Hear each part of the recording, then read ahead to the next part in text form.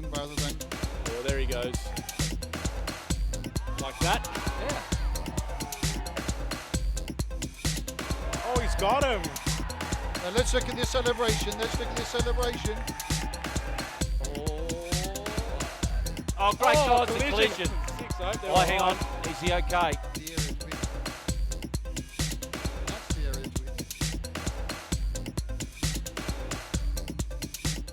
Hello and welcome to the 2017 DTC Hong Kong T20 Blitz final. It's between the Kowloon Cantons and City Kaitak. Standing alongside me are the captains, Babar, Hayat, Azaz Khan, and our match referee, Mr. Charlie Burke, and here to toss the gold coin from DTC Mobile, Sanjay Bimsaria. Sanjay, please do the honours. Heads is the call. It's a tail. Baba, you will bat first. Babar, you've decided to bat first. Why's that? Obviously, they played in the game in the morning, so their bowler will be a bit tired. So we're looking to bat first and put the good total on the board and try to defend it. Chris Jordan was on fire this morning. How do you plan on stopping him?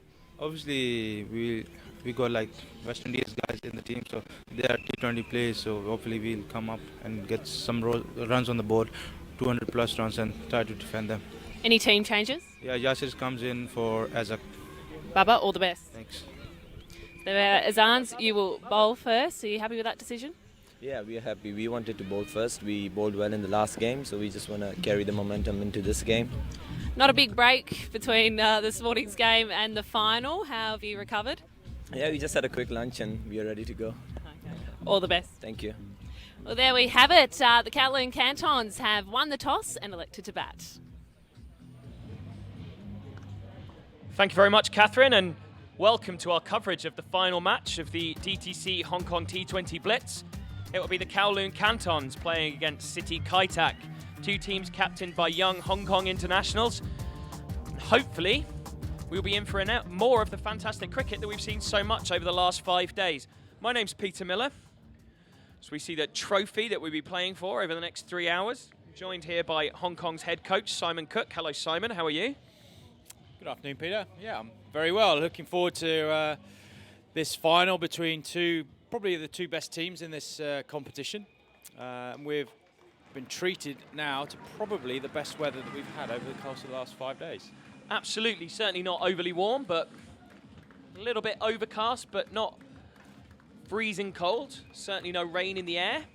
I've actually been hugely fortunate with the weather all told, bearing in mind that the issues that were a problem for last year's Blitz, where unseasonable rain caused problems for everyone, but we've only actually lost 18 overs across the whole tournament, which was in the very first match, which ended up being an absolute thriller in an 11-a-side contest. Yeah, that's right. We've been. It's looked like it's going to rain every single day so far, but yeah, only losing 18 overs total out of 5 days of cricket. It's been outstanding, and it's a testament to the ground as well. It's started to cope with the rain a little bit better. As you said, last year was rain affected, and the rain on a Saturday ended up wiping out the final on the Sunday completely. But ground staff here have worked hard. New drainage system in, raised the square, and it's proved to have worked very, very successfully. Well, we can see the sold-out general admission area, which is absolutely ram-packed, full of excited fans, ready to watch some of the best 2020 talent in the world ply their trade. We've got Dwayne Smith opening the batting, leading run scorer in the tournament when still got an innings to go. Has 191 runs across the 4 matches he's played so far, including 120 from 40 balls. That 31-ball 100 on the first day of the tournament is still probably my highlight, which was some of the cleanest hitting I think I've ever seen. Those sixes would have been sixes at the MCG or any ground in the world, as they regularly flew all the way out of the Tin Kwon Road Recreation Ground. The pitches that we've had, pitches have been absolutely fantastic, and a credit to the ground staff here. Some real entertaining cricket. Hopeful of 40 overs of more of the same. It's going to be Tilakaratne Dilshan that's opening the bowling. Yeah, it's the same format in terms of using spin in the first 6 overs that City Kaitak used in the first game, but different personnel. Nadeem took that over to Dwayne Smith and resulted in 28 runs being hit off the first over, and they're going to go with the off spin of Tilarakni Dilshan in this game. Dilshan has been a feature of 2020 tournaments the world over. Famous, of course, for inventing the Dil scoop, although here in Hong Kong cricket, the batting coach here, Ryan Campbell, may very well claim that he was the one that invented the shot. And then there's a New Zealander called Doug Mariner, who may actually think that he was the one that came up with it. But I think most people give Tilarakni Dilshan the credit for it. Yeah, he's probably the first person to exploit it on the international stage. And that's generally where you start looking at these things to kind of claim your right over the Dil scoop or the reverse sweep or all these other strange and weird and wonderful shots we're seeing these days. Just waiting for it to tick over to 2 o'clock before the umpires will say it's time for us to get underway.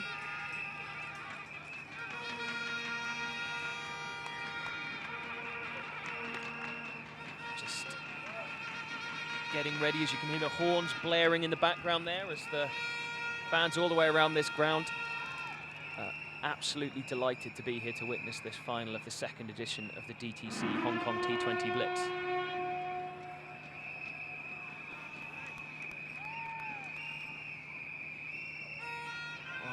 Paddled around the corner, no run, our first dot ball. Yeah, bowlers still persisting with this leg stump line to Dwayne Smith, trying to cramp him up. See a lot of sweep shots here. That one is hit down the ground and he's put it down. Chris Jordan has dropped it. That is absolutely remarkable. What a moment here in the final. That could have been a huge wicket, and Chris Jordan, probably in the top 3 fielders in the world, has just put that one down. It's extraordinary, isn't it? I think the look on Dilshan's face there was one of shock, as well as Chris Jordan there. Well, not a particularly difficult chance, low down in front of him. And that's just gone in and straight back out again. But if I was to bet on anybody taking that, it would be Jordan. Interestingly, they didn't even get a run off that ball. Well, I think he just assumed that he saw the ball going towards Chris Jordan. As I've said, comfortably one of the best fielders in the cricketing world. And just assumed it was going to be out. And there we go. Just in again and through. I can't remember the last time I saw Chris Jordan put a catch down. Yeah, it's a surprise. Could be a big moment in this game. Babar Hayat on strike now as he inside edges that one out into the leg side. For a moment, he was thinking about calling Dwayne Smith back for 2, but he's changed his mind. Aizaz Khan, the captain, doing the fielding there.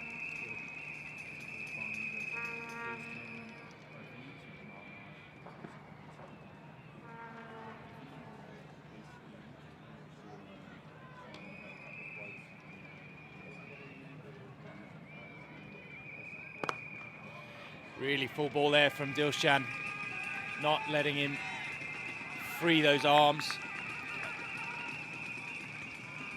I think everyone's still in a bit of shock, but Jordan dropping that pretty simple chance at long on. Oh, and he's got that one now. He's not going to be given a second opportunity, and the ball rockets into the softball courts. Absolutely stunning shot from Dwayne Smith, and that's why you don't want to put a man of his talent and his ability down, because that one is all the way down, out the ground and into the softball courts, I think.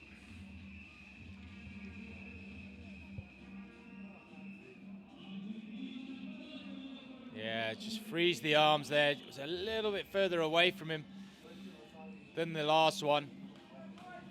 But right in the middle of the bat, and off the ball goes.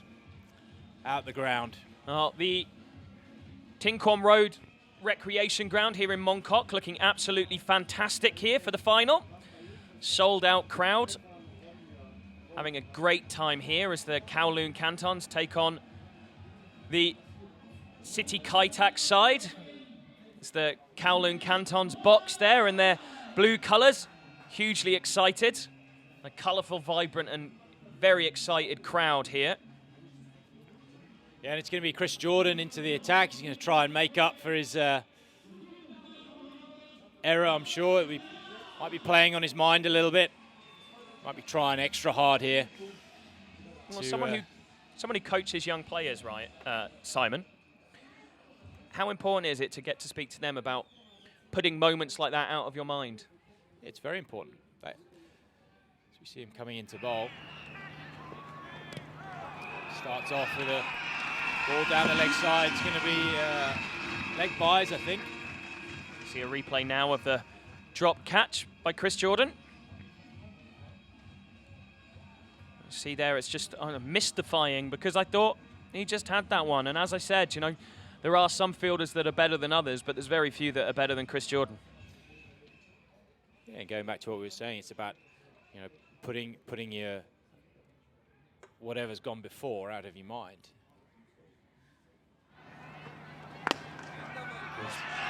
Babar Hayat pulls that one round the corner for 4 runs. Ultimately, it can't help you going forwards, even whether it's a good thing or a bad thing. It can't really help you going forwards.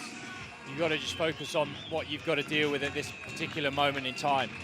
And you watch Chris Jordan here, he's got quite a set pre-delivery routine where he walks back towards his mark. He'll be thinking about what he wants to bowl right now. He'll approach his mark, he'll get set, clear his mind, and then off he runs into bowl. Decent delivery out to the leg side. No run. You see that drop catch again from a slightly different angle.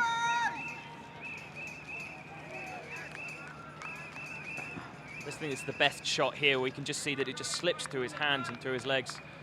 Almost trickle onto the boundary for 4, which should have added some insult to the injury. As it was, it ended up being a dot ball because Dwayne Smith, I think, was absolutely convinced that he was gone.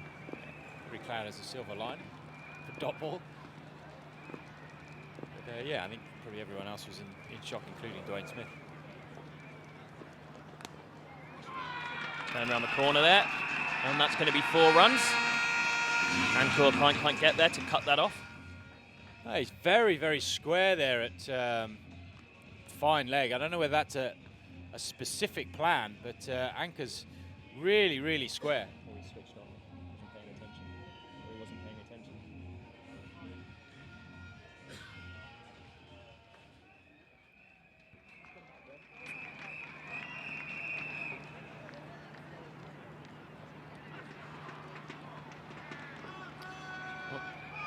Prompted a change in the field with Ankur Sharma now actually coming up into the ring and deep square being deployed after those 2 pull shots.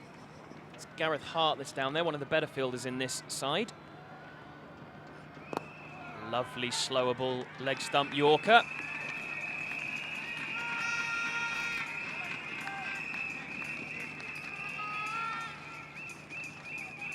Quite nicely played by Hayat, but there wasn't anything more on offer than a single there. It's a lovely delivery.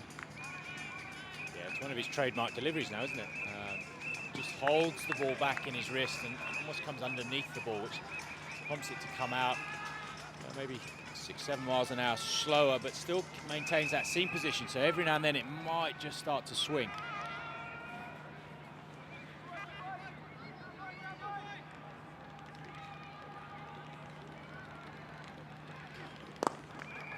Slower ball again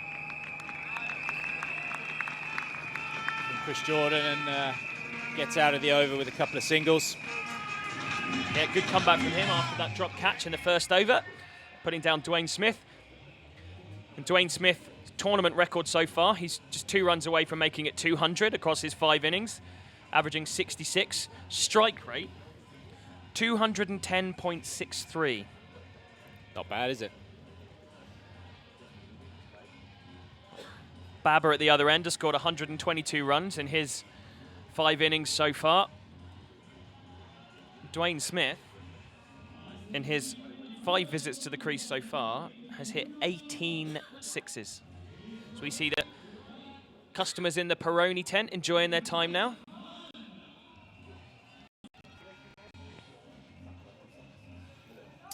What do you think's going through Chris Jordan's mind at the moment? I I think he's just hoping that someone gets Dwayne Smith out sooner rather than later. Yeah, I think you're probably right. One thing about Chris Jordan is he's never going to give up. He's the ultimate professional.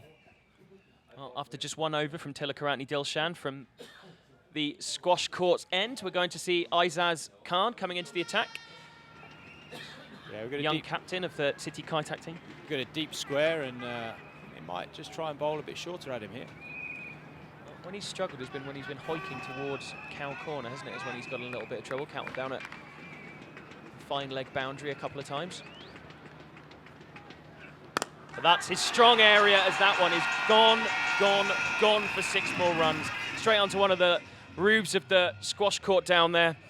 If that's the one shot we've seen from Dwayne Smith as his strength is clearing the front leg and driving down the ground.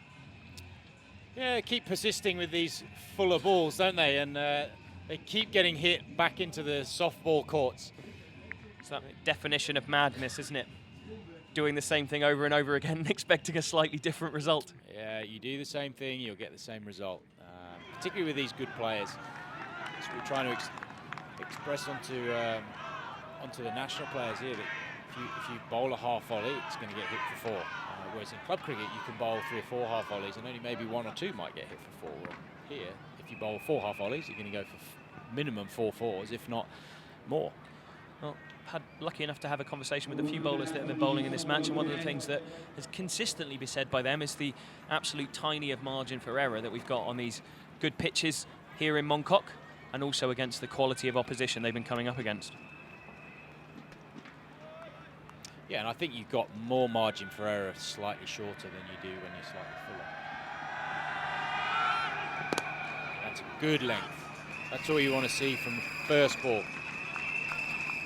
Yep, much more difficult to get the big levers out from Dwayne Smith. Absolute giant of a man.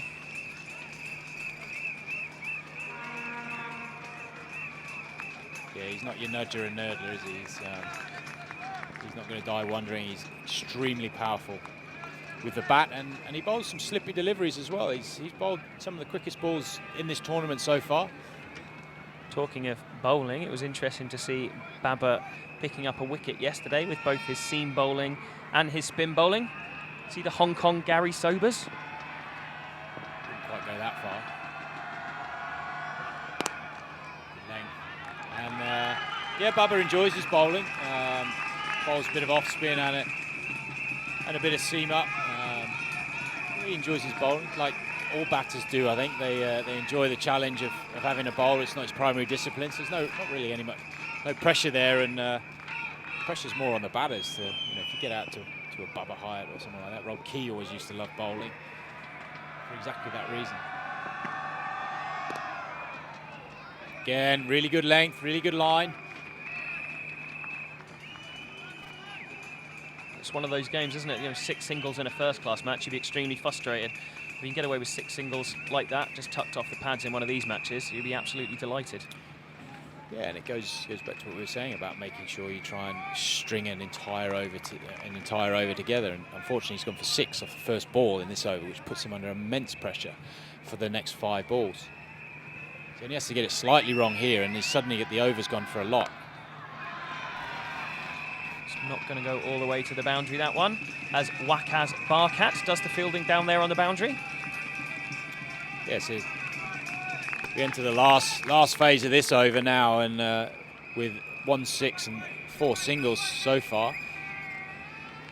Azaz is under pressure here to try and get out of this over with either a dot or a single to limit the damage. If he goes for 4 here, then suddenly the Cantons innings is starting to gain a lot of momentum, but he stayed strong. Delivered 5 very, very good balls. Gone for 5 good singles. And he's out of the over. This is, of course, the second game that City Kaitak have played today. Played against Hong Kong Island United. Here's them taking the wickets of the Hong Kong Island United batsman. Jamie Atkinson going there. Chris Jordan took 3 wickets. Brilliant ball to pick up that wicket. And some excellent bowling and fielding from them across their innings. They only scored 155. So we see a brilliant caught and bowled from Riyadh Emirates to get rid of Ian Bell. But yeah, they did brilliantly to defend 155, which didn't look like being enough. Chris Jordan absolutely delighted there, been one of the real stars of this tournament thus far. Aizaz Khan there. Picking up yet another wicket. And a decent return for Nadeem, although that one, I think, was a bit of a rotter of an LBW decision. Ishan Khan there. And here's the massive, massive wicket caught by Chris Jordan, who we already said has had such good hands, dismissing Misbah ul Haq, unfortunately, to start this innings. So that one is cut away for 4 runs. At the start of this innings, he dropped Dwayne Smith.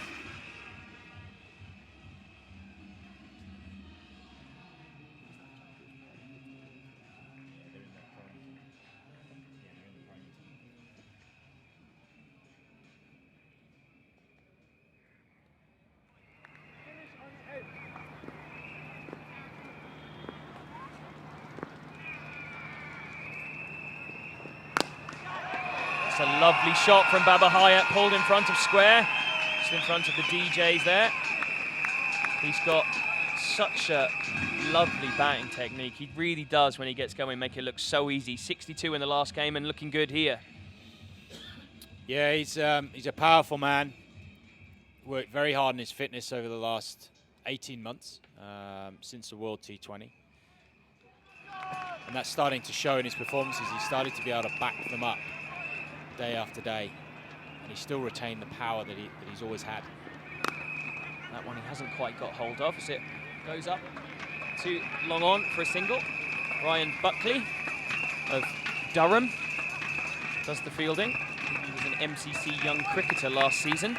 He's over here now playing for the Hong Kong Cricket Club. Yeah, he's actually going to stay here now. He's here on effectively like a summer placement with Hong Kong Cricket Club, working as a coach and playing, and with Scott McKechnie moving across to Kowloon Cricket Club. Spot's opened up as a full-time coach, and he's actually going to stay here. And that one's a shy at the stumps, but Dwayne Smith had comfortably made it home. Some run-out controversy in the last game, where it appeared that Misbah ul Haq had been run out and almost left the field, but the umpire at the other end pointed out that Nicholas Pooran didn't have the ball in hand and called Misbah back.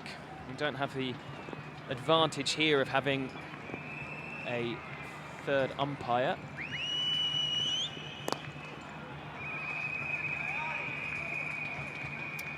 No, we don't, and I think the right decision was made in the end.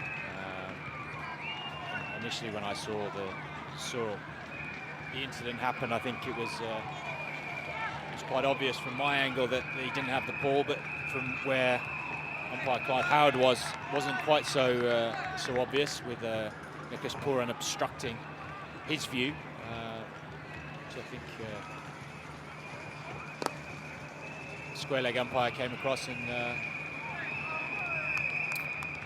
just had a word with Clive, and he reversed his decision. I think the right decision was arrived at the end.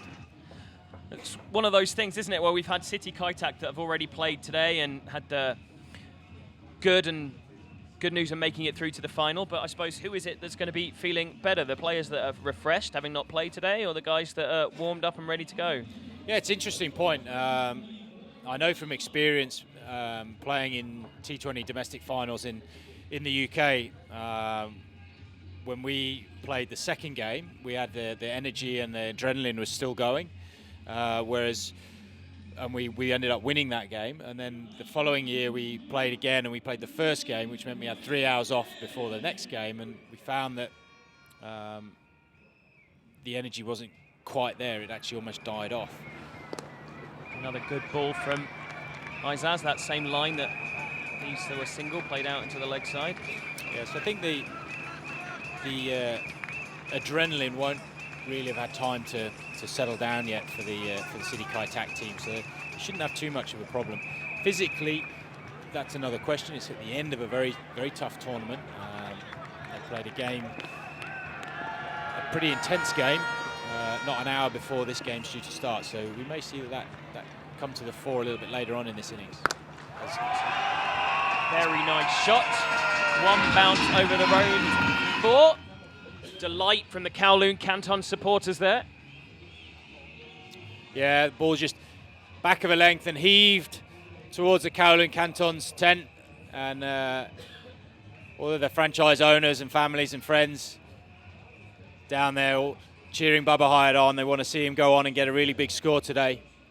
Trying to eclipse that magnificent 120 that Nazaki Khan got for the JD Jaguars. Want to try and go one better. I know this will definitely be in Babar's mind. Very stats orientated, this Babar.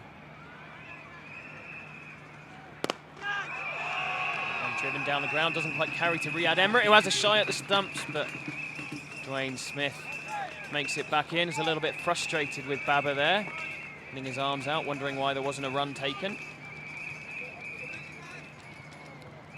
So turn around now and ask the question of Babar as to why he didn't respond to the call. Again, another good learning experience. Associate cricket, you're not looking for a single there. In international cricket, high-class domestic T20 cricket, looking for singles, and Babar's responded by sitting back in his crease and smiting the ball over deep mid-wicket into, this time, the City Kaitak tent. It's one of those players that just looks so fluent when he's playing. Yeah, he does. He's a very smart cricketer. He's quiet demeanour to him, but he's very focused on what he wants to do. He's going to go again here. Slower ball from Azaz Khan, same length, but it's ended up getting the same result. Just 4 there, just in front of the ropes. I thought maybe it was going to carry all the way for 6, but indeed it's just a 4. It's just the slower nature of the ball. Deceived Babar there, and it's not a bad piece of bowling because they've got Wakas Barkat out there at deep square leg, so he did deceive Babar, but on this occasion the ball's had enough on it to get it over the boundary for 1 bounce 4, and again the brains trust to get together and come up with a different plan, because this plan's not working. Already run rate over 10 and over. We're seeing more runs in this match than we saw in the last one, where unusually for this tournament both teams were actually bowled out with inside their 20 overs. That one almost chopped onto the stumps. Hayat trying to play that same pull shot that's been so successful for him up until now. Yeah, he just lost his shape there. Ended up trying to swing himself off his feet, almost trying to hit over the tents. Well, overhitting the ball, something we've spoken about a lot over the last 4 or 5 days, isn't it, Simon? That how important it is to concentrate on striking the ball and timing it rather than trying to muscle it over the boundary. Yeah, that's right, and that's how you get consistent striking. You're having your head balanced, nice still position at point of contact. It's going to give you the best possible chance of success on a consistent basis. And we see Nadeem Ahmed coming into the attack. Kowloon Cantons owners there, very, very happy with the way their team are going at the moment. 57 for none, coming into the last over of the power play. Cantons coaching staff there, Mark Wright. Next man in, Callum McLeod, looking quite relaxed at this point. Callum McLeod there, one of 3 Scotland internationals that are playing in this tournament. One in the opposition as well. Carl Kurtzer, one of the leading run scorers in the tournament thus far. And here we go. Here's the matchup probably everyone's been waiting to see. Dwayne Smith versus Nadeem Ahmed again. Oh.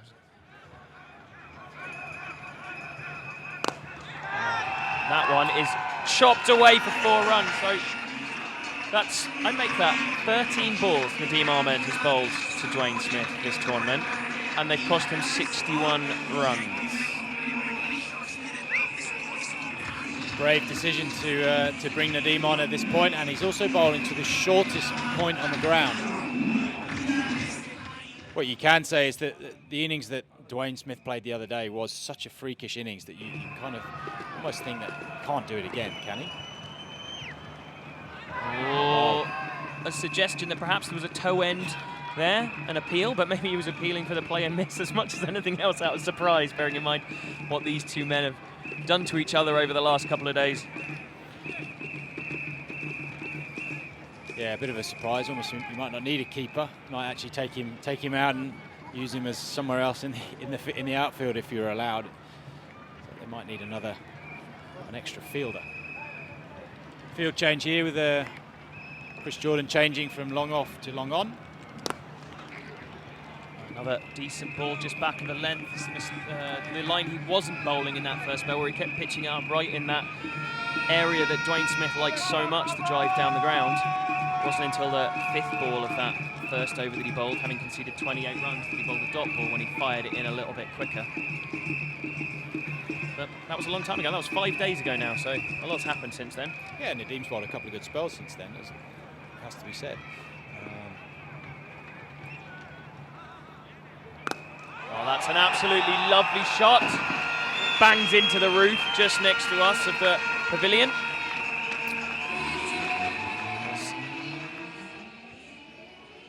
Babar plays that pull shot, scoop up over the top once more. It's very strong into the leg side. Yeah, they're not hanging back here, are they? In the power play, they're really going for the shots. It's good to see again. Nice still position, point of contact.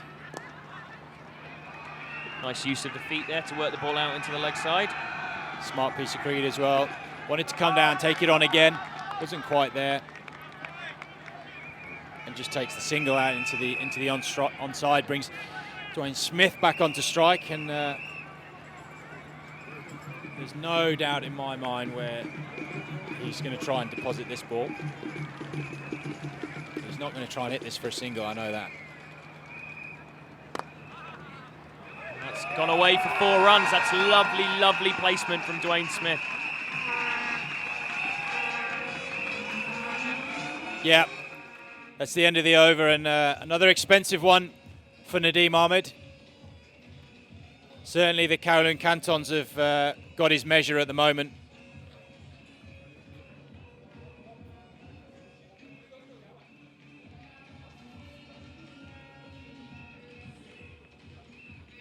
Well, we're going to have a competition here between these two sides to who ends up having the leading run scorer. Dwayne Smith now on to 218 runs for the tournament. Carl Kurtzer, who's in the opposition, has 191 as we see the scorecard. Babar Hayat on 41 not out off 20 balls, eclipsing his more illustrious and esteemed partner at the other end, Dwayne Smith on 24 off 15. Yeah, it's quite good for Dwayne Smith playing the supporting role in this game.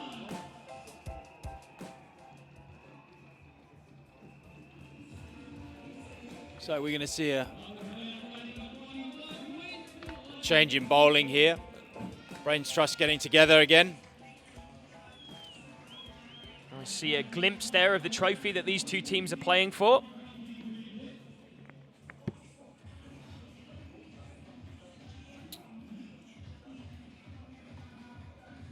Oh, and we're going to see Wakas Barkat by the look of this. Well, 1 over in this tournament before. That was again against the Kowloon Cantons, and it went for quite a few runs. So this is a brave call by Azaz Khan to bring Wakas Barkat into the attack. Young leg spinner. Looked to bowl quite slowly. Just going to try and almost buy a wicket here, I think. Deep square leg, deep mid-wicket, deep long on. All posted out. That deepest part of the ground.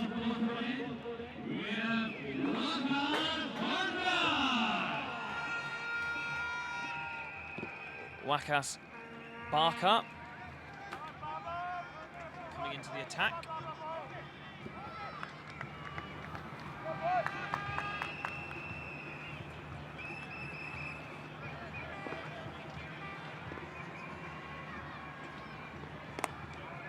Good start. Very good start from Wakas.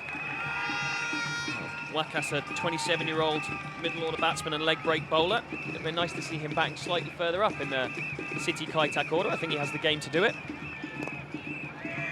Yeah, I think he does. It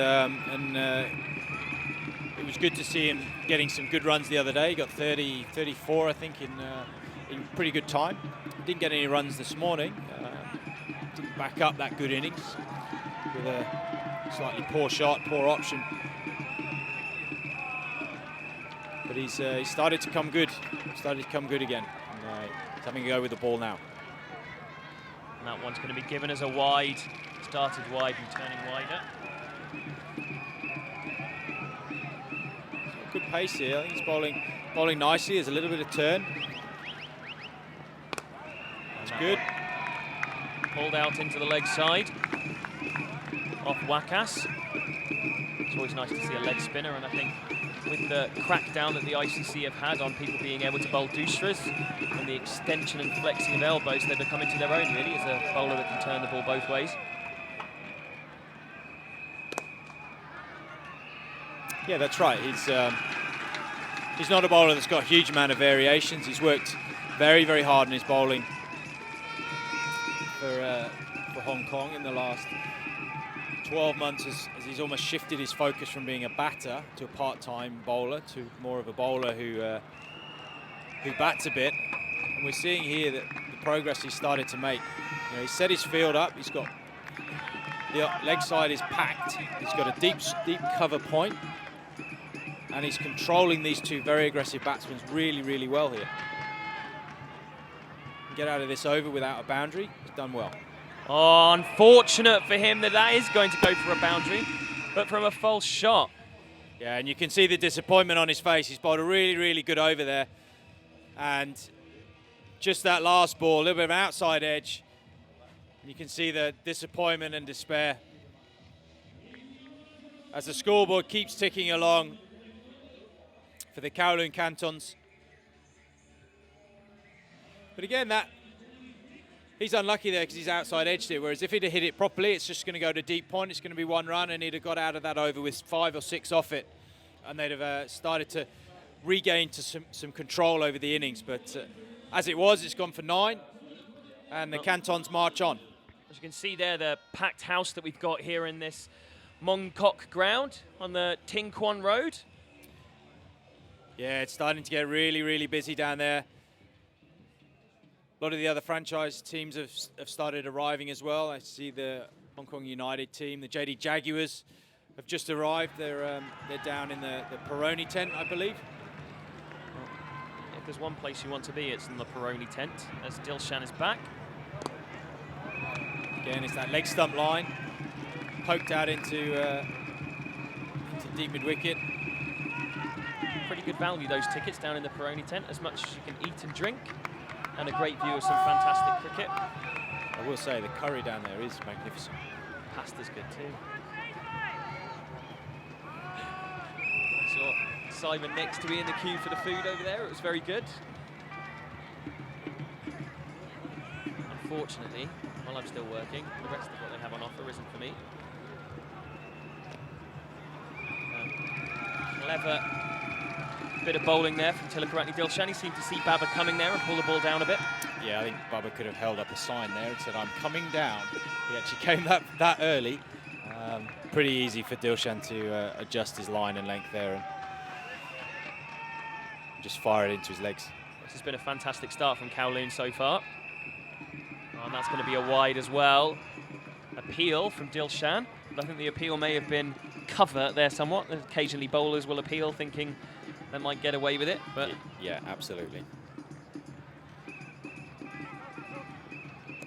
That one is pulled around the corner and is going to run away for 4 runs. In front of the general admission area there, which you can see is absolutely ram-packed full of people. And a stiff-looking Ankur Sharma, desperate dive. Try to get that, but to no avail, and it goes for yet another Kowloon Cantons boundary. Well, such is the demand for tickets here. They found space for more people down at the general admission area. That one is driven up the ground for another single. And Max Abbott, the tournament director, was telling me that they found space for another 50 people in there and put the tickets on sale this morning. No extra advertising or anything like that, and all of them are gone within an hour. It's good, isn't it? It shows there's an appetite, a real appetite for cricket here in Hong Kong, and we probably need a bigger venue next time. Oh, that one's going to be given as a wide as well. Tilakaratne Dilshan hugely frustrated, but surely having played 497 times for Sri Lanka, he knows that in white ball cricket, if you bowl the ball down the leg side, you're going to be wided. It's a lot of games, that, isn't it? It's a lot of cricket. It's a lot of warm-ups. A lot of hotels, a lot of breakfast buffets. Well, that's a long way down the leg side, and Babar Hayat's having none of that. He could have let that one go for 4 wides, probably. But he gets some bat on it, and it goes away for 4. This is a very definite tactic to Babar, to be bowling down the leg side at him. Do you think it makes sense? Yeah, I think it's a tactic against both of them. They just want to try and make sure they're not freeing their arms up. But it can get very predictable. You can see that Babar's just clearing his leg there pretty much every single time. And actually, sometimes what you want to do here is vary and get it outside off stump, get it away from his eye line. A little bit uppish, that one, out to the covers as Aizaz Khan, the City Kaitak captain, does the fielding. Yeah, it's been a lot of games, hasn't it? Get your words tied up. Well, Babar Hayat actually reached his 50 with that swept 4. It's back-to-back half-centuries for Hong Kong's captain, although he's going to be stepping down to the vice-captaincy role on the upcoming tour of Bangladesh. It's going to be Anshuman Rath who captained the Galaxy Gladiators Lantau in this tournament that's taking over. That's an interesting decision, that one, Simon. Yeah, it's just based purely around, as we see, the tents really filling up now. That's a lovely shot. Extra cover drive, 1 bounce 4. Dwayne Smith starting to find his feet now. Yeah, it's a decision really born through the amount of cricket that we're playing at the moment. Also, we like to just change the leadership group around a little bit. Give Babar a little bit of a change, give the guys a different voice, and see how we go. We've got a big break coming up, so it's about giving other guys a bit of experience. Smashed for 6 runs. What a lovely shot from Dwayne Smith. That's 10 in 2 balls. He's motoring now. That takes the score for the Kowloon Cantons past the 100 inside the 9th over. They're currently on 105 for none off 8.2. Dwayne Smith moves on to 46 from 23 balls. Yeah, just getting a bit full and wide. They moved the fielder from deep point to deep extra cover, but it doesn't really matter when you hit him that well. Sensible batting again there. Runs it away for a single, keeps the strike rotating. Again, showing his experience as he approaches yet another 50. He's been the star batsman of this tournament without doubt so far. Yeah, he's been outstanding, hasn't he? It's all started from that first over back on Wednesday. Oh, that's another fantastic shot. And that's gone for 6 runs as well. That was an absolute crowd killer. You were talking just then, Simon, about how packed we are in these tents and groups around the ground, but a flat one like that, you've got to watch out for in a ground like this. Absolutely. I mean, the good thing about having a ground like this, that, you know, a crowd of 1,000 people really make a great atmosphere. But what we'd like to see is a proper stadium here. We have 5,000, 6,000, 7,000 people into a stadium. Oh, that's a great shot, that one. Because there is the appetite here for it. We easily fill a stadium of that capacity and more.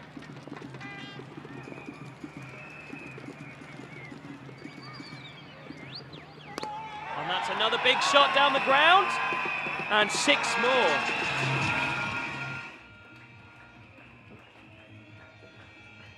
And that shot there takes Babar Hayat past Anshuman Rath on the tournament high scorers list into the 170s. The only players above Babar now are Dwayne Smith, Misbah-ul Haq and Carl Kurtzer. Yeah, like I say, he's stats orientated. He'll want to be as close to, if not the leading run scorer in this competition. He'll have to go some to catch Dwayne Smith, but that's a target he'll probably have in his mind. He's the Hong Kong national player who's got the first class 100, the second first class 100. He's also got a T20 international 100. He just wants the 100 in ODI cricket just to complete the trio. As we see that absolutely fantastic shot there, up over the top in front of the general admission area, where they're now 3 deep around the advertising hoardings.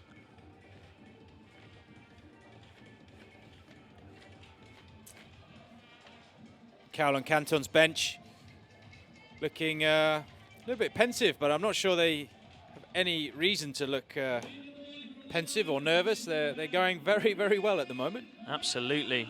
It's going to be Chris Jordan coming back into the attack. That 100 for Babar Hayat, that was the 174 he made against the 173, sorry, against the Netherlands, right? So that's the highest first-class score for a Hong Kong player. That's the highest first-class score for a Hong Kong player in first-class cricket. And he also got the first 100 against the UAE in November 2015. Also did well in those World Cricket League Championship matches that took place on this same ground last month. 86 and 83 against the Netherlands. Unfortunately, from a Hong Kong point of view, they couldn't quite get over the line in those matches as the very experienced and very competitive Netherlands team emerged victorious in that particular series. Yeah, it was disappointing in that series, over 600 runs in 2 games. Unfortunately, we were on the losing side in both. That one's down the leg side. It's going to go away towards the boundary and indeed get there. I imagine the umpire's going to signal that indeed as a wide, so that's 5 more runs to the total. This City Kaitak fielding performance has been a bit ragged so far. That drop catch in the first over by Chris Jordan. Now he's bowling 5 wides down the leg side, giving Nicholas Pooran no chance there. I think we're probably starting to see a little bit of fatigue setting in. City Kaitak played in a highly emotionally charged game this morning, and it just maybe starting to take effect. Well, that's a much better comeback from Chris Jordan. The ball he was going for last time, but much better execution from the England test bowler this time.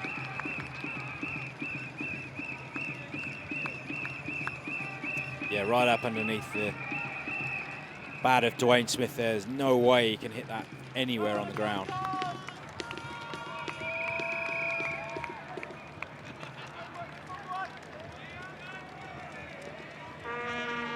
We have a change of commentary at the end of this over.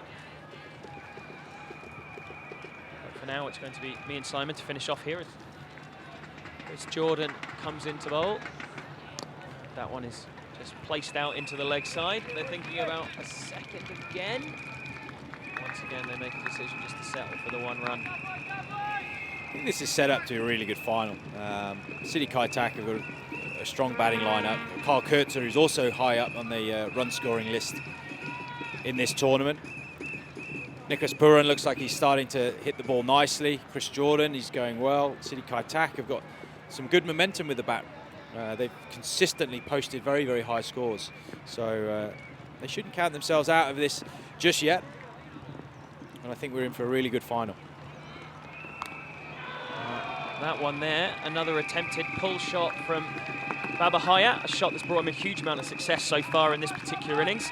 That was probably a little bit too high a bouncer for that shot as he gets a bottom edge that bounces down in front of him. Everyone's got a few smiles about that shot. I think it's more like a tennis shot, wasn't it? I am replaced. I'm going to go and find a little spot for myself in the analyst's tent, which is a little oasis of calm here in this packed crowd. It's quite nice down there, isn't it? You just hide yourself away, have a good view of the action. It's a very decent piece of fielding by Izaz in the covers. Hopefully no one saw me making an absolute mess of trying to find a ball for George Munsey earlier in today's earlier match.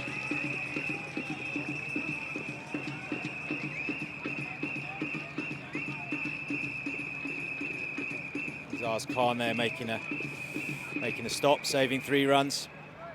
Brings Dwayne Smith back on strike. Good over so far from Chris Jordan. He just needs to finish it off nicely here. That's another excellent delivery. Oh, there's a mix-up here. Is Babar going to get back? Oh. I think he probably would have made it back with a direct hit, but another mix-up between these 2 batsmen here. It was actually Dwayne Smith's call, but Babar set off rather enthusiastically. And that's the end of the over. Welcoming into the commentary box now, Max Abbott and Bamal.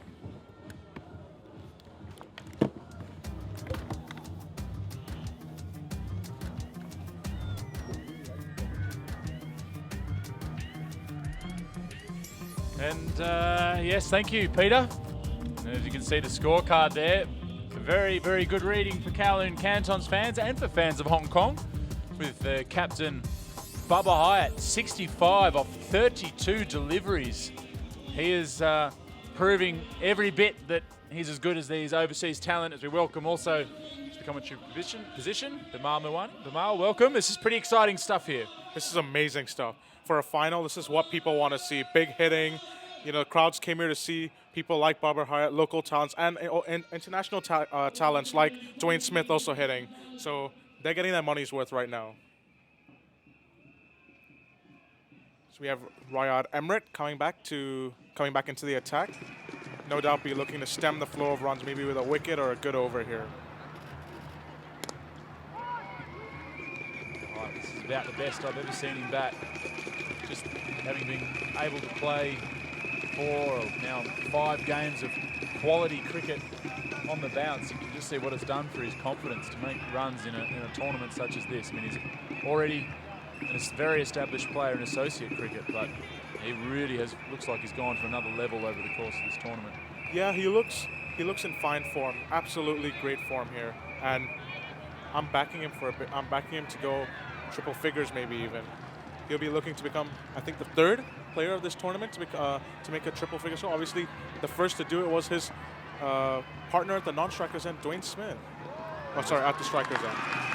It's well stopped by Nicholas Pooran as that ball flicked off the pad of Dwayne Smith. What a start this is for the Kowloon Cantons. This is for a huge score here. And it could be the highest of the tournament. What a time to do it. Could very well be, and that drop catch earlier on in the match proving very costly for City Kaitak here.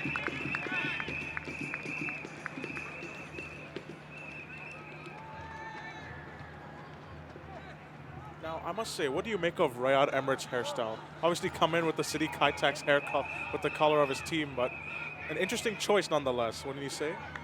Yeah, he definitely wins the award for the most colourful hairstyle here in the DTC T20 Blitz. As that ball ricochets off the inside of Dwayne Smith's pad, but enough pace came off it to ensure that it didn't go to the boundary. Sails just a whisker away from going into that leg stump, and Nicholas Pooran trying his best to stop the run from being taken, but to no avail there. The issue for City Kaitak as well is that we've got Marlon Samuels warming up with the pads to come in next, and Zaidi has been very destructive. Looks like he's ready to go. So there's still some firepower they're going to need to get through in these last 10 overs. I was having a look at Marlon Samuels throughout the innings, and he looked focused and determined. There was a focused and determined look on his face, and he looked ready to go. And yeah, we'll try and get a shot down there, Marlon. He's currently in stance. He's sort of in the batting position. He's a few shadow shots. He looks ready to go, Marlon Samuels. You can see Zaidi in the background there as well. Not as ready yet, but no doubt he'll be ready when the time comes for him.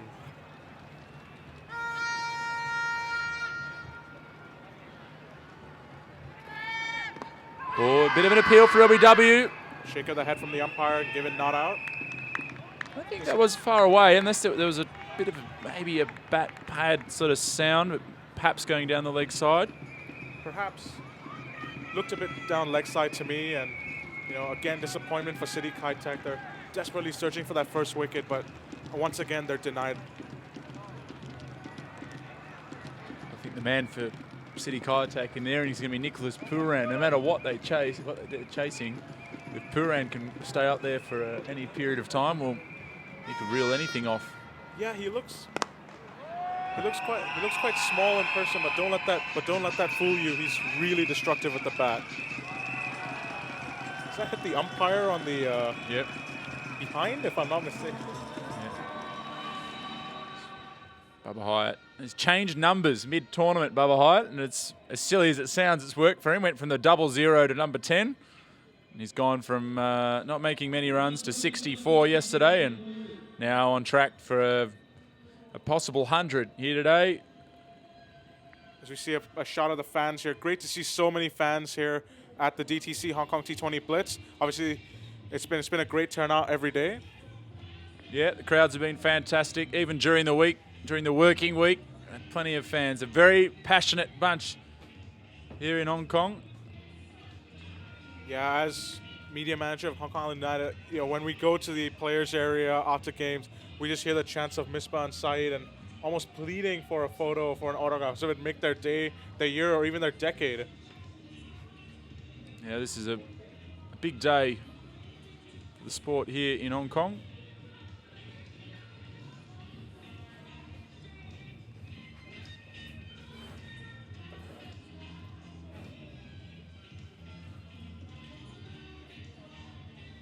Seems we have Dilshan to come back in.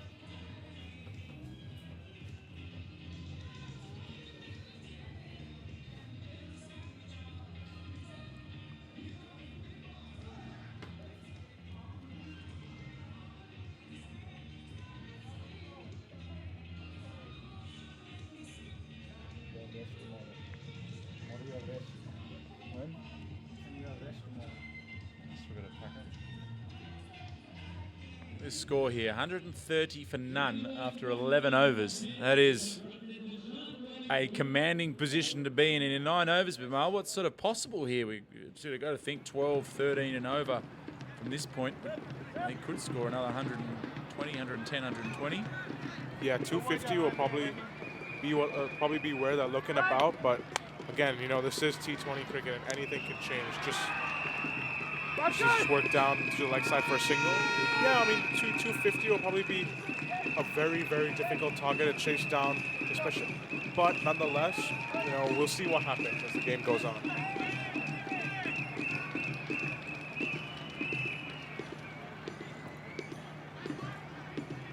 Reverse sweep, but looked like a pitched outside leg, a very confident appeal.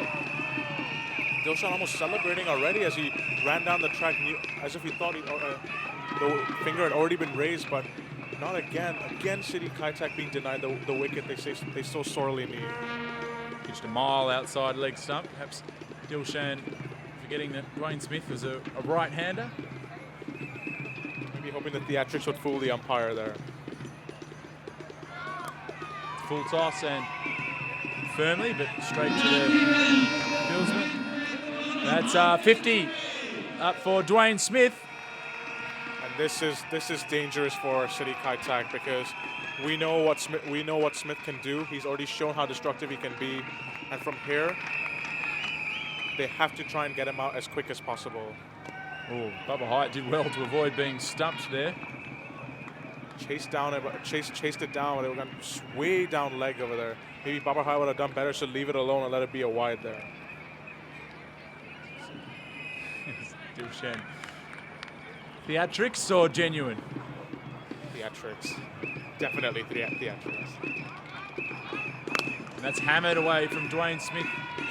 But straight out to Azaz Khan at deep mid-wicket. Decent over so far from Dilshan. Just 4 runs coming from it.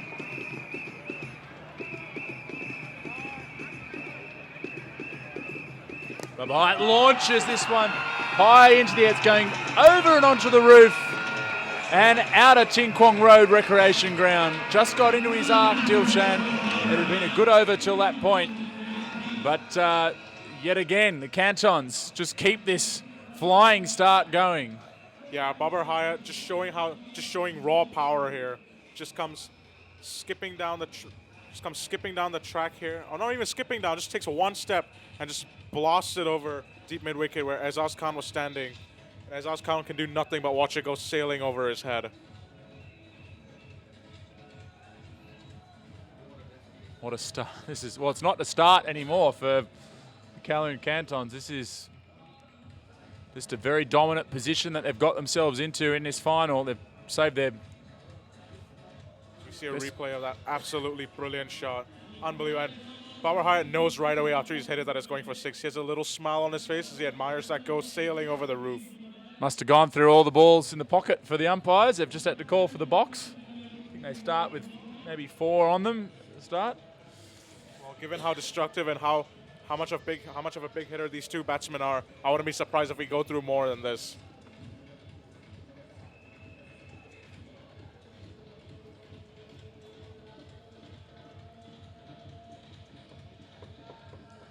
And that's the other thing that's working in the Cantons' favour here is with Babar Hayat, after winning the toss, being able to choose to bat first. Of course, Kaitak just had 20 overs in the field as well at the end of that last match, winning the toss in a final, able to put the pressure back on them, get them back in the field. They might just be tiring a little here on the final day. Some great pictures there of Hong Kong as a typical site with hills and apartment blocks.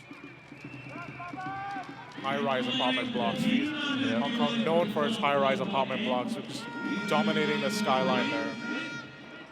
We have a change in bowling with Nadeem Ahmed coming back. Nadeem having a bit of a seesaw sort of tournament so far, starting off in not so good fashion, but some lackadaisical fielding there allows them to get through for a single. Not really on their toes there. The batsmen scamper through.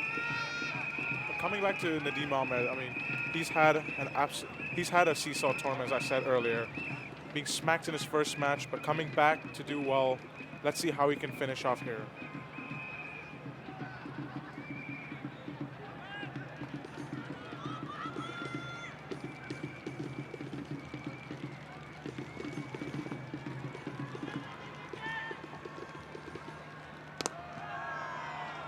Trying to launch it over the covers, but only gets it down to long off for a single, which puts Dwayne Smith back on strike. Dwayne Smith also earlier just reaching his 50, so both men are well settled now, past the half centuries.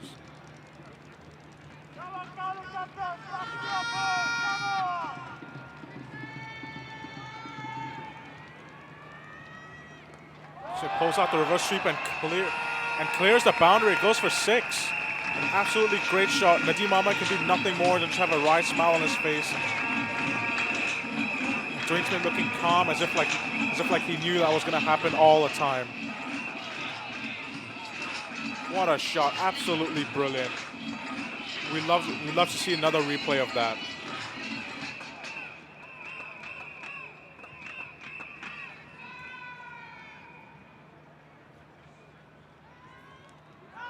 Ooh.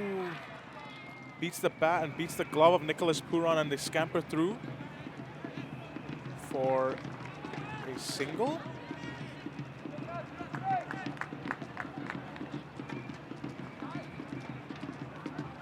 So now that might have been an edge there, and it could have been dropped by Nicholas Puran.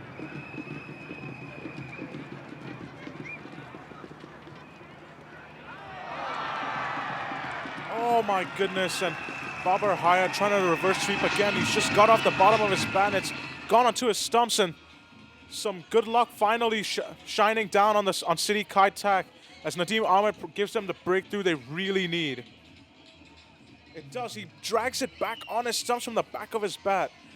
That is unbelievably unlucky for Babar Hayat after going so well.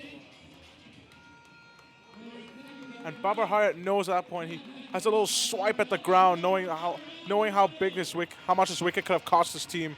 But we have a lot of firepower to come in still.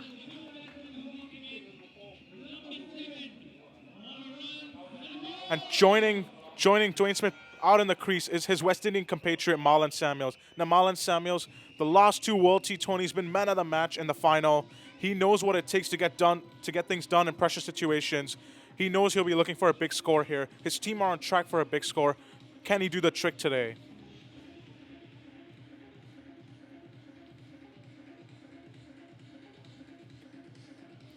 We see young Aizaz Khan on screen over there. Aizaz, obviously captain of City Kaitak, will be very relieved to have broken that opening partnership, which was 149 runs.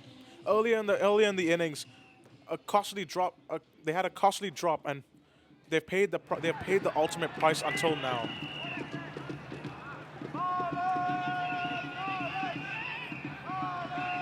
hear faint chants of Marlon from the Canton supporters, and why not? Marlon Samuels will no doubt be looking to be just as destructive as Babar, Hayat, and Dwayne Smith have been just as of right now.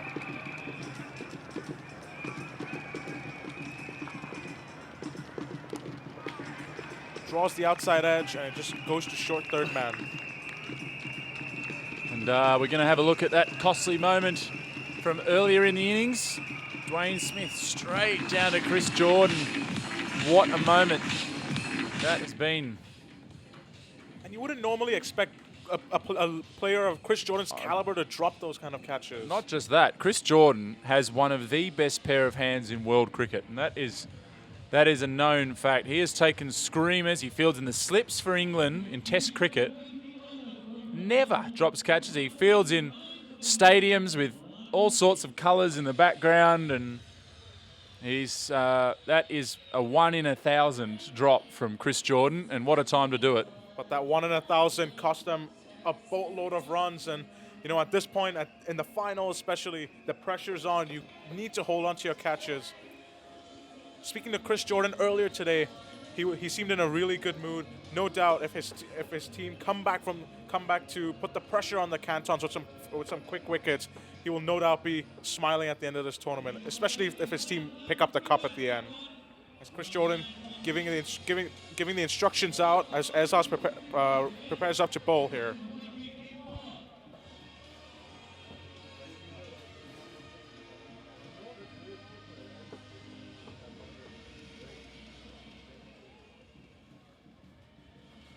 See Dwayne Smith having a cursory look around the ground, aiming for his next target. Where will he go?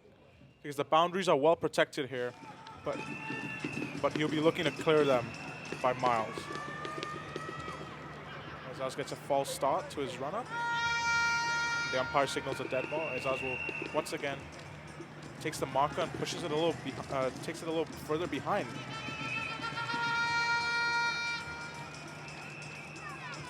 Full toss. Dwayne Smith was just through that shot a little early. And Chris Jordan mops up down at deep, long on. Ends the over.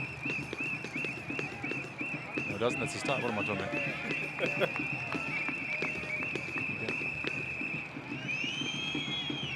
For 150 for one at the start of the 14th over. Okay, we all make mistakes like that at some point. You know, the graphics just on the screen there got me Bimal, but we'll push on. Samuels, I'm looking forward to seeing that classic shot he plays where he takes that front leg towards the leg side, opens up and launches over long off and over cover. Yeah, Marlon Samuels also has played really well this tournament, you know, kind of gone under the radar. Not many people have talked about what Marlon Samuels has done, but it's time to give him the spotlight he deserves. He has played really well for the Cantons, and no doubt he'll be looking to do his job here today as well.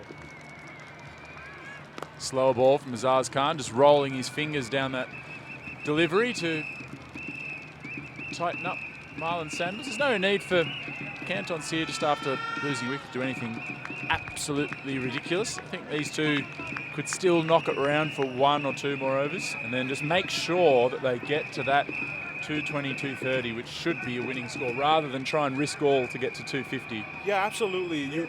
If you're aiming for scores like that, you need to have wickets in hand.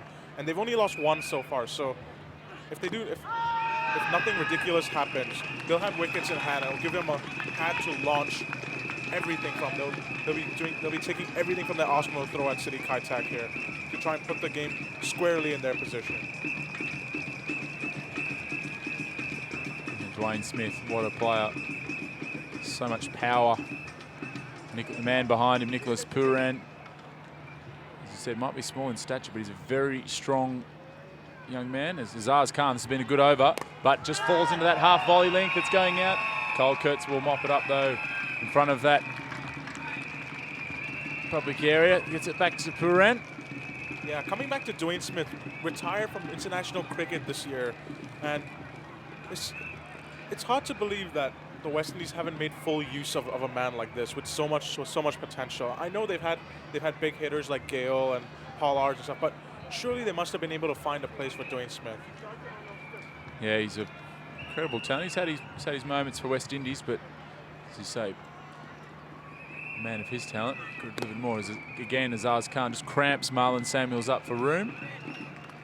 And a little slight misfield there, but that's the end of the over. What a great atmosphere we've got here at Tinkwong Road Recreation Ground on the Kowloon side of Hong Kong. And here are the City Kaitak owners. Have been a little more quiet in this game than they were this morning. But nonetheless, good to see them out in force. The Hung Hom JD Jaguars next door. The man himself, Darren Sammy, enjoying some lunch. Trevor Penny. Yeah. Assistant coach. The Jaguars is all looking. And we see the fully packed Kowloon Look Cantons. at those Cantons. They have taken over that area. The Kowloon Cantons. They've come out in force today. And why not? Their team is in the final. They've looked the best team in the tournament so far. Yeah, just dropped the one game, which was against the Jaguars. Was it? I think it might have been against the Jaguars. Against the Jaguars. A lot of cricket, 11 matches in 5 days. Samuels launches that over cover, but there's a man out there. It's the skipper, Azaz Khan, patrolling the deep cover boundary. The team again will be looking to add to the wicket, to the solitary wicket that's fallen. He was the man that dismissed Babar Hayat. Babar Hayat obviously getting out in unlucky circumstances with an under edge onto his stumps, trying to play a reverse sweep.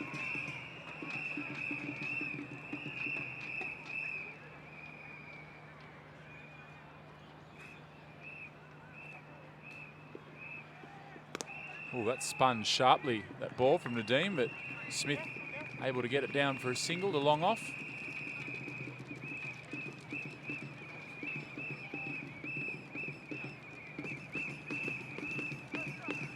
In the Cantons dugout, looks like Usher Zaidi's getting warmed up and ready.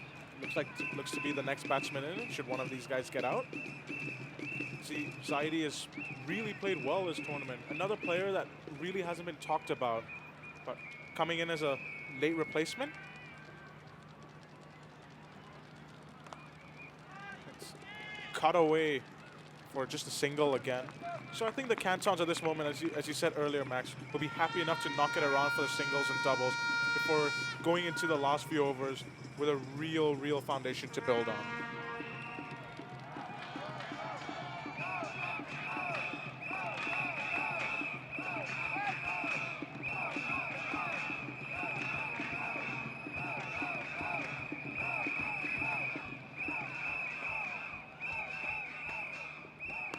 And that's heaved by Dwayne Smith.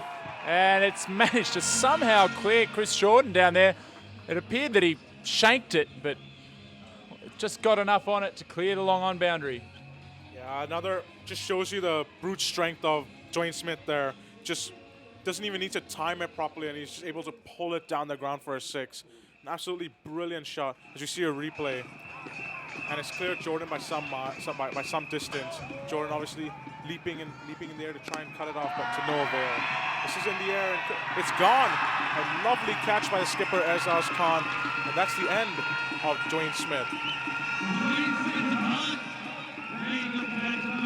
The team again picking up the wicket his team really needed, and that brings an end to both the openers of the Cantons. Both getting off to great starts, but unfortunately can't go on to make the triple figure scores that they were hoping to do in the final. Yeah, but he's done the job for them. Absolutely, he's done the job. He's given them a strong platform to build from. This is where Marlon Samuels and Usher Zaidi, it looks like, will look to build on. Now we see the City Kaitak fans, they're happy, they're playing their instruments, they're clapping their hands. This is what they came to see. Yeah, Dwayne Smith out for 68 off 43 balls. So very good contribution from him as the Cantons owners. And, well, there's more. They're not all owners. Some of them are obviously friends. Yeah. Be a very small stake if you're very large ownership group if all those people are owners. But in their box there, they've all got the shirts on, looking back towards the players' pavilion. As we get to the close to the halfway point of this final, one more ball to come in the 15th over. Nadeem Ahmed, 2.5 overs, 2 for 34. Babar Hayat earlier dismissed for 76 off 40 deliveries. And just looking at who's left, they've still got 2 overs from Chris Jordan up the sleeve. Yeah, no doubt Chris Jordan will come in towards the end to try and stem the flow of runs. But maybe they might have to use him earlier on if possible. Got 2 overs from Ryan Emmerich. And another one after this from Nadeem. So I would have thought that's probably the 5 overs. Zaz Khan has 1 left as well. Obviously, with Nadeem having taken the two wickets that have fallen for the Canton, I'm pretty sure he will get the 4th over because he rightfully so deserves it.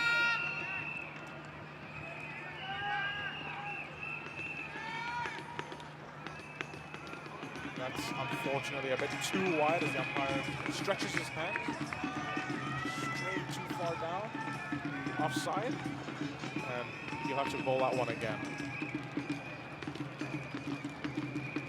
And that's brilliantly bowled. It's just, it's pitched there, and it looked as if it was going for another wide, but it's spun sharply back in, and Saidi can do nothing about it but look on and look at the umpire as if what happened there. And with that delivery, that ends the 15th over, and the Kowloon Cantons are 162 for 2. No doubt, still a big score in sight for them.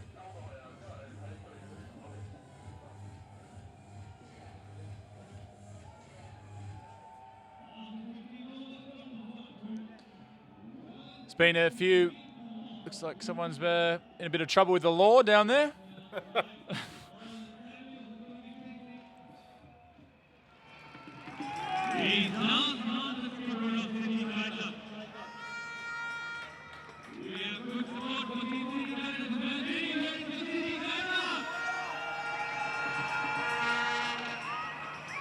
Zaz will be bowling to Marlon Samuels here. Marlon Samuels just happy to place it into the offside and take off for a nice quick single. So far, Marlon Samuels hasn't really looked ready to launch yet, but surely that will change as the game enters the death overs. Yeah, he's having a look here at the card I've got in front of me for Samuels, but he's clearly just warming up out there at the moment. He's on 4 off 6 deliveries. Zaz Khan getting some advice maybe from Chris Jordan down there. Chris Jordan knows what it takes to bowl at the death. He is England's go-to death bowler at times. Cutter from Zaz Khan taking the pace off the ball, smart bowling. They've pulled it back somewhat here to City Kaitak, but the damage has been limited. Yeah, they've done very well. I think getting the wicket, breaking that opening partnership between Babar Hayat and Dwayne Smith was the key, and getting rid of both of them has been really key, because now these two batsmen have to start from the beginning, but still they're in a good position to make that 220 mark even.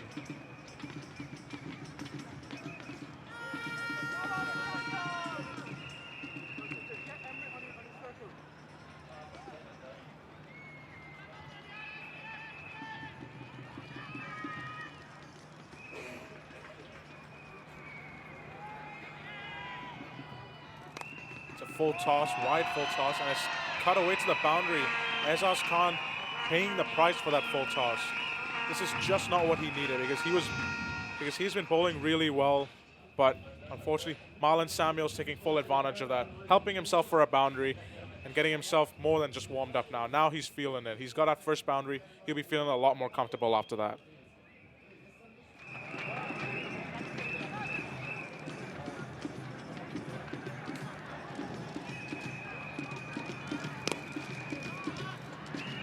Push down to long off for a single. Wakas Barkat throws the ball back in. No doubt about the next over or the 7 or the 17th. As we look at the stands, we see the plethora of fans in. It seems to be pretty close to a sellout today, isn't it, Max? It is a sellout. Just actually.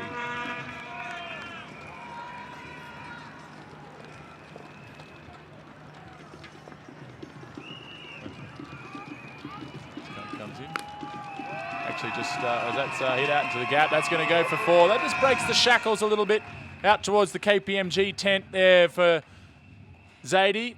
Actually just saw a previous shot, a guy that was kicked out of the ground earlier who's got back in, so he's done well to sneak past security and get himself back in the venue.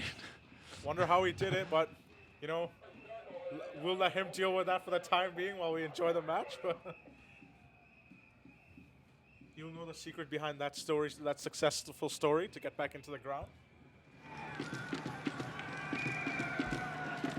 Well, that's clipped beautifully by Zaid, but he's picked up the man who puts it down. Didn't quite pick it up quick enough, Ryan Buckley. It was a tough chance. Those ones that come flat, always difficult to judge. Once again, maybe, how costly will that be? I know it was a difficult chance, but you got to take all the chances that come your way, especially in a final like this. It just bounces out of his... I think it might have half volleyed into his hands, but probably one of those ones you needed to pick up straight away to have any chance of getting there. Society obviously thought he was going to be caught there. He's just ball watching, but then scurries through for the single in the end.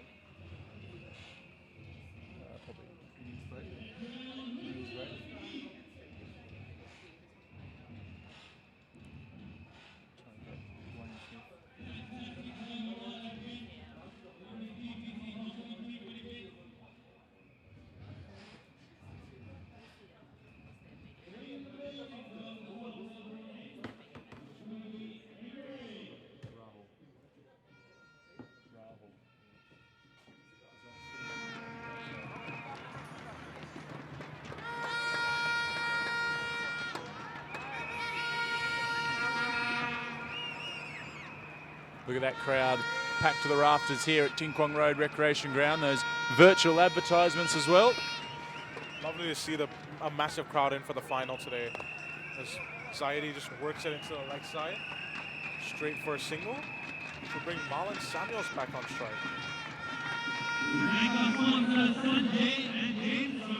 So everyone around the world enjoying this live streaming coverage.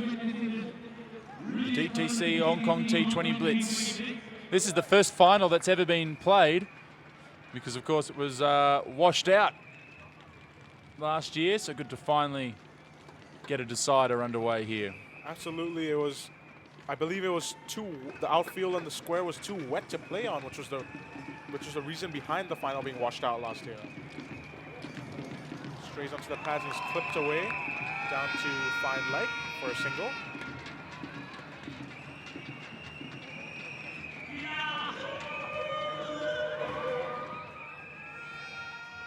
Bowling to, earlier Rod Amrit, just the ball before was bowling to his West Indian compatriot Marlon Samuels. Surely he should know what it takes to get someone like Marlon Samuels out.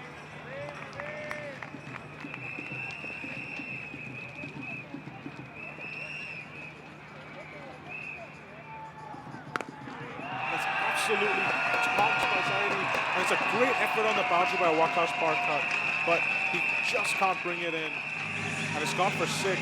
Ryan Emmerich a little disappointed with the effort there, but it was going to be a difficult chance always.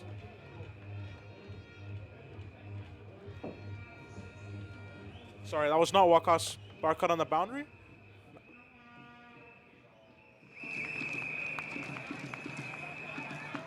Take full responsibility for that mistake.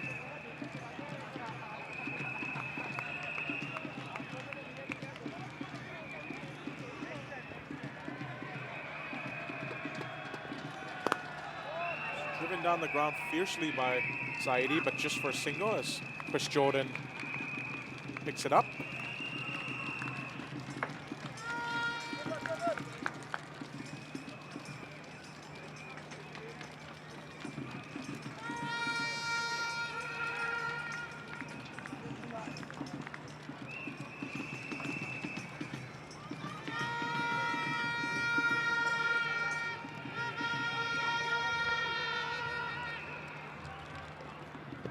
That's going down the leg side. We're obviously trying to raise a glove there, but no avail. So have a look around and see how the Peroni tent is going. This is the area I'm very curious in. And look very intent on the cricket there. They're all quite well behaved.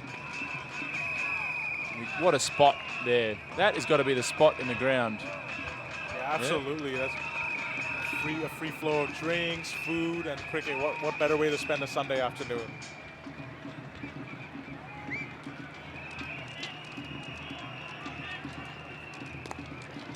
Well bowled by Hayat Emirates, and Marlon Samuels just happy enough to work it into the offside for a single.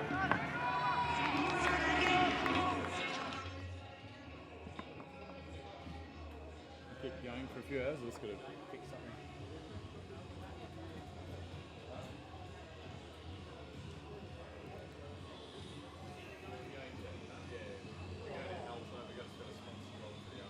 And it looks as if the City Kaitak are turning towards their main pace bowler in Chris Jordan.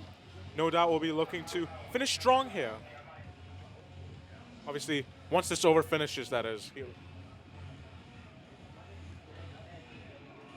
Oh no, sorry. Graphics came up a bit late there, and it is the end of the over, so I was correct. So don't blame me on that one. That was not my fault.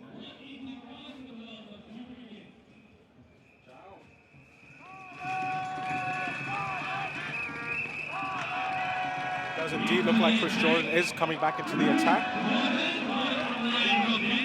Chris Jordan will definitely be looking to restrict the flow of runs here, as City Kaitak will be looking at 3 good overs to stop the Kowloon Cantons' flow of runs.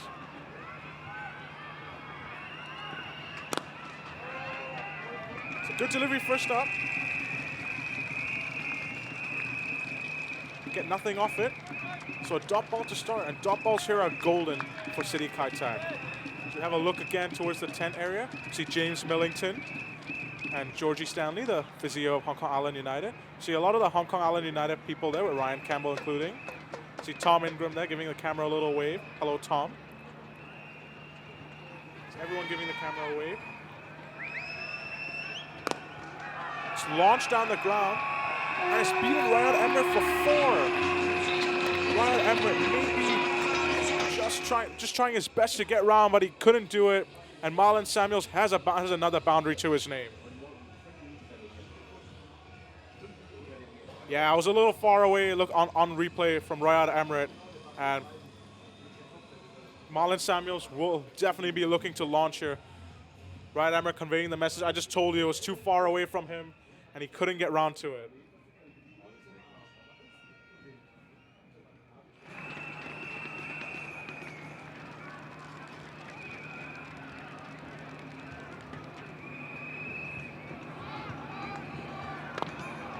As brilliant comeback by Chris Jordan, right in the block hole, and it just goes for a single. Brilliantly bowled to get Marlon Samuels off strike. And it brings Asher Zaidi back on. As we continue to have a look around the tents area, we see a lot of kids in, which is good to see on a Sunday afternoon. Hope the kids are enjoying themselves and enjoying this great final in progress. We see we're going to the Kowloon Cantons area. They will no doubt be happy with the way their team has performed so far. Their team have done absolutely brilliant. Amassing a score here which could be really difficult for City Kaitak to chase down. They've been singing and dancing the whole way through, and why not? Babar, Hayat, and Dwayne Smith have done the job for them. They've given them a strong foundation to build on, and Asher Zaidi and Marlon Samuels will no doubt be looking to give them a strong finish.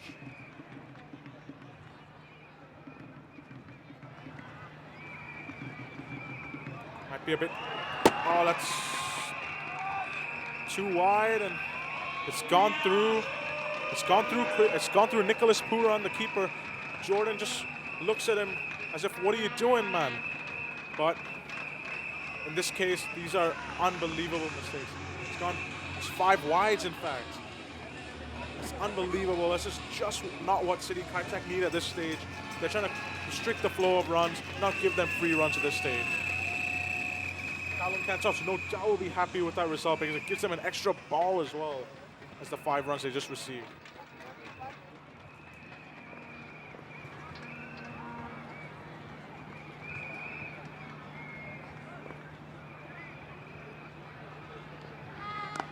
Again, brilliant comeback by Chris Jordan.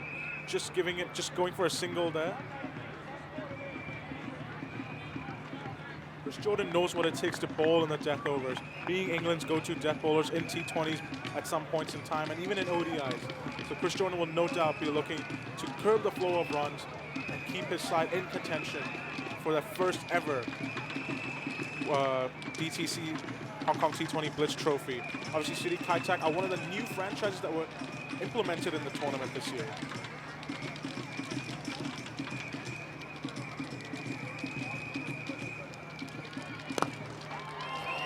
Bludgeon down the ground, but Chris Jordan just sticks his left mid out and stops it from going anywhere. Just deflects it to the fielder, and we see a replay of that again.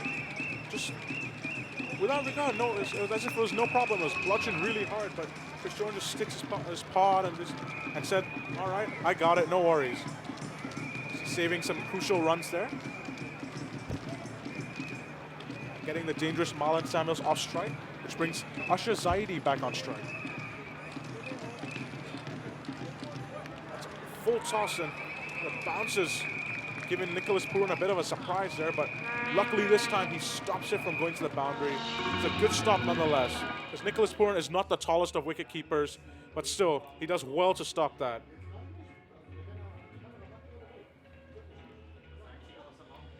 And it seems that is the end of the over, as we have a look at the scorecard here.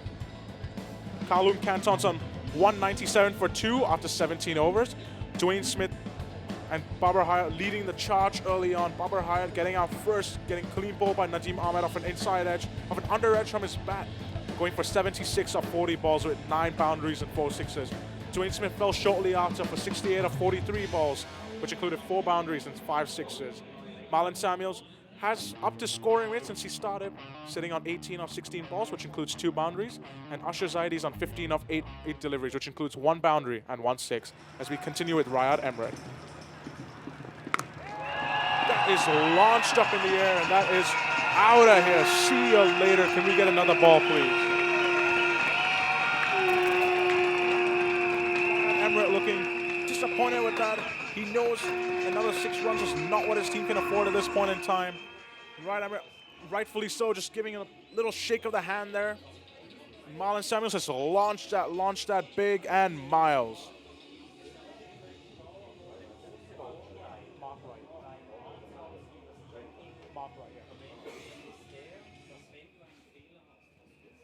Riyad Emret will be looking to come back from that disastrous first delivery, which went for a maximum, as he bows to Marlon Samuels again. Marlon Samuels looking to clear the boundary once again, but gets an inside edge onto his pad. And Usher Zaidi doing the fielding for City Kaitak, sparing them some misery. You know? City Kaitak have suffered enough, and Usher Zaidi being kind enough to just throw them back the ball there. See good sportsmanship like that from Usher Zaidi. In the end, we are all one cricketing family, and this is what we like to see on the pitch. I've been informed that he could be out handling the ball, but I don't think that will be the case, because that will be really bad sportsmanship on the part of City Kaitak, as he's just giving them the ball back.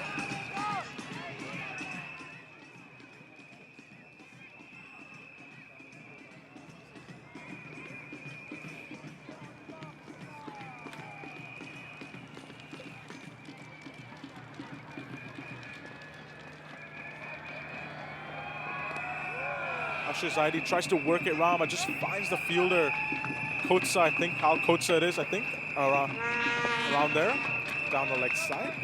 And,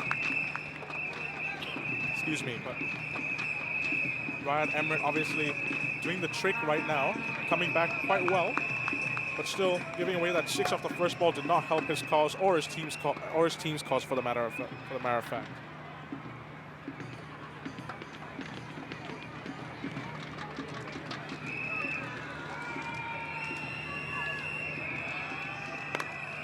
Right in the block hole there by Riyad Emret, and it's worked to the leg side, down towards deep square leggish.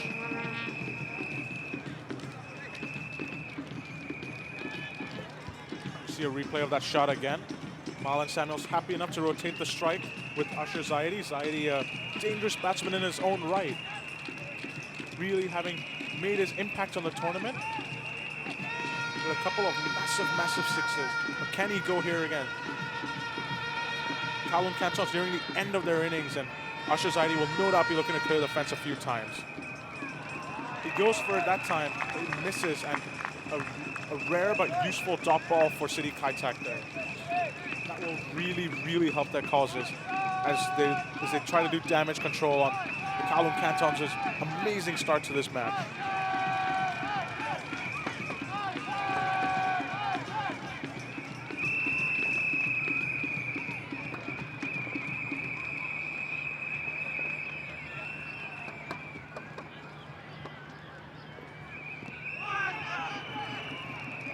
bit of an appeal there from Royal Emirate as the ball strikes Usher Zaidi on the pads, but the umpire shakes his head. They take a single, and it's signaled leg buys. And that marks the end of the 19th over. Kowloon Cantons moving on to 2:07 for 2, if I'm not mistaken. The graphics are a bit slow here, so if I am mistaken, please forgive me. I do not have any other equipment in front of me except these graphics.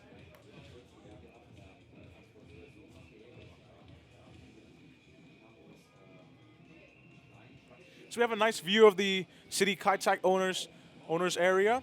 They will no doubt be really happy with the way their team have brought this back, because initially on, me and Max were talking about a possible even 250 score, but City Kaitak have reeled us back in really well. Yeah, they've kept themselves in it.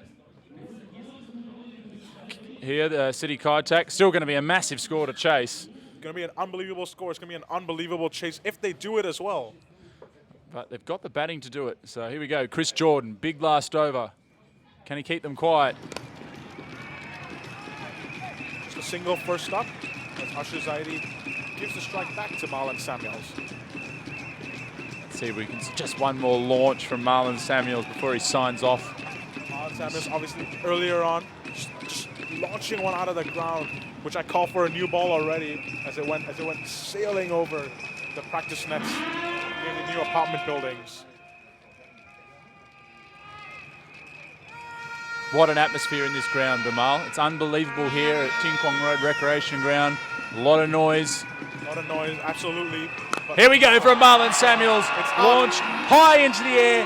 That's out of here. Marlon Samuels, I suspected he might just have one more launch in him, and he's delivered on cue. He answered your question, does he have one more launch in him? He said, yes, I do, Max, and he's giving you what you asked for. The Cantons fans loving it. That was the full backswing, full follow through.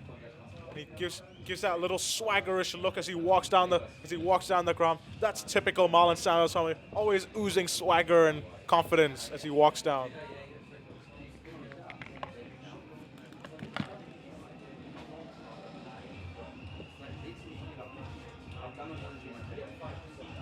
It seems as if the umpires have got a new ball out. That went miles. So I think we've had to get a new ball issued again, and play will get underway rather quickly. Yes, Chris Jordan does have the ball in his hand. Chris Jordan obviously knows that protecting these small boundaries is almost near impossible, even if the batsman is striking it as cleanly as Marlon Samuels does. But here we go again. Launched again, but straight to the fielder, and that's it. Marlon Samuels trying to clear the boundary again, but just carves it down to deep point, and Chris Jordan has the big wicket that he wanted. What a comeback by Chris Jordan. The previous delivery just getting whacked for a huge six, and Marlon Samuels just going, but finding just carving it down the deep point's throat there. The fans are appreciating a nice catch, straightforward, but still in a pressure situation, all catches like that are good catches. Because earlier on in the innings, as we saw earlier on, the City Kaitak dropped a massive catch which cost them big time, but they're building their way back. They're really, really coming back well. And Chris Jordan looking as the catch is taken. A very muted celebration, I have to say, from Chris Jordan. It's quite interesting because City Kaitak have done well to bring themselves back into the match like this. Excuse me, to have a mix-up of words, but that's poor from Chris Jordan, I have to say. In this situation, you cannot afford to bowl wides and give the teams extra runs and an extra delivery. Chris Jordan knows what, as I said earlier, Chris Jordan knows what it takes to be a death bowler, and he will no doubt be looking to take maybe another wicket or just restrict the flow of runs here.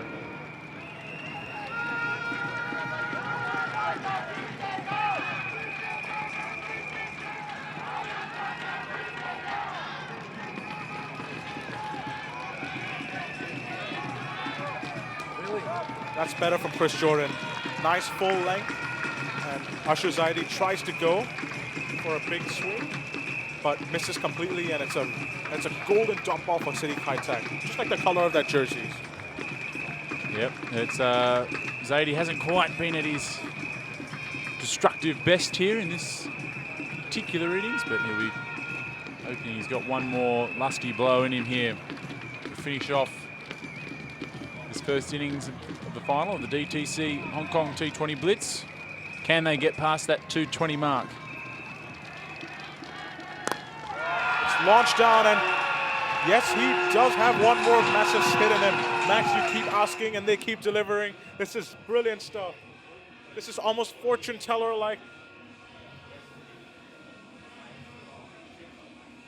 Fantastic shot. You know, try and overhit that one. And Vance Chan drops it. The groundsman, Vance Chan. He had it, but he just juggled it out of his hand and it's fallen to the ground. You'd expect better from someone like that, wouldn't you, Max? Vance Chan, cricket Hong Kong pioneer.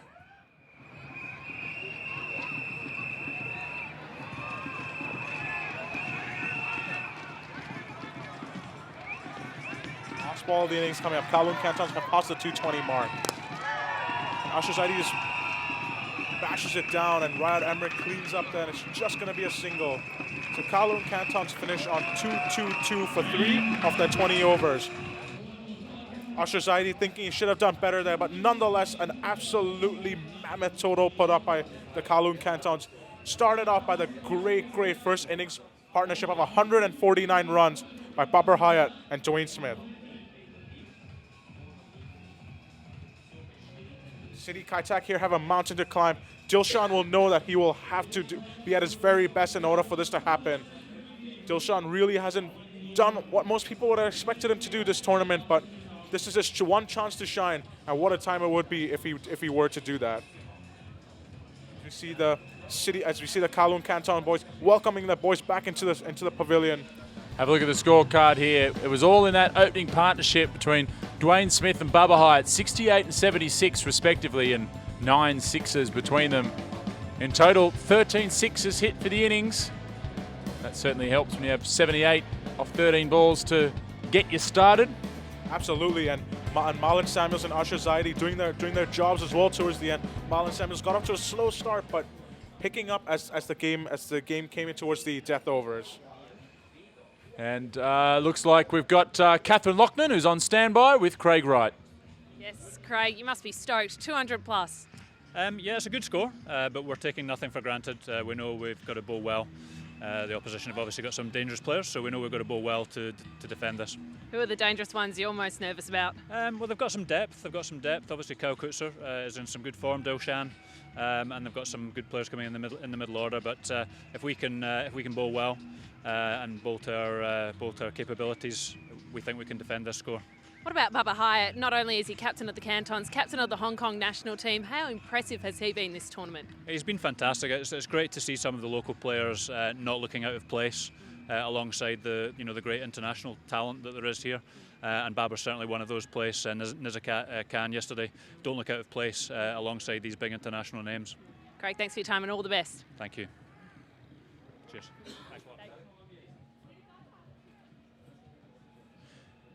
Yes, thank you, Catherine. And we're set for a thrilling run chase here in the conclusion of the DTC Hong Kong T20 Blitz.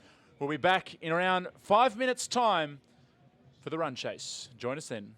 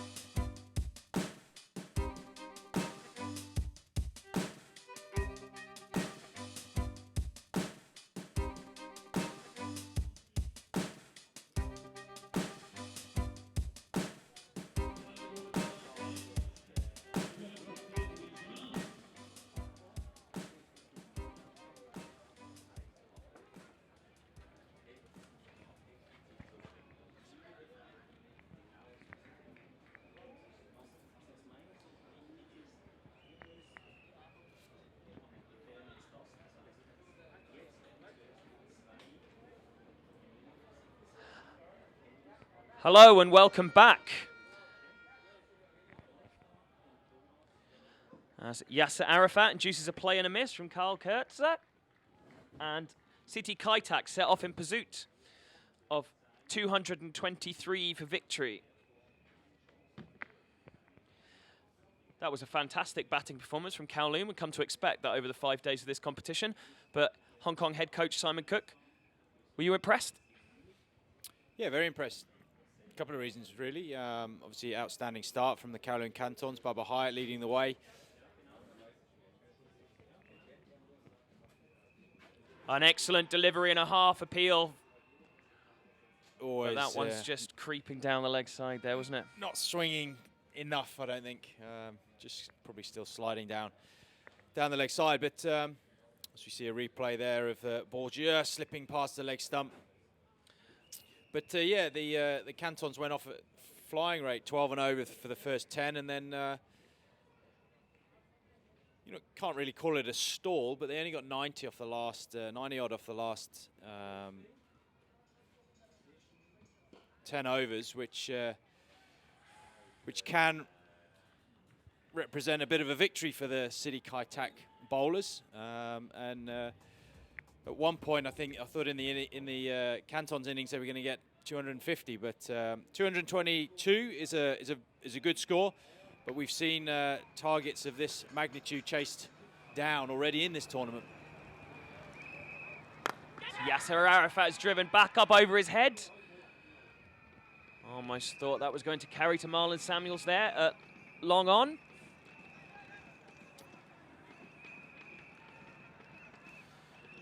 Yasser Arafat back into this Canton side after missing the last game with what was described as stiff hamstrings, I think. So they've taped him up and got his legs back on and wheeled him out for the final.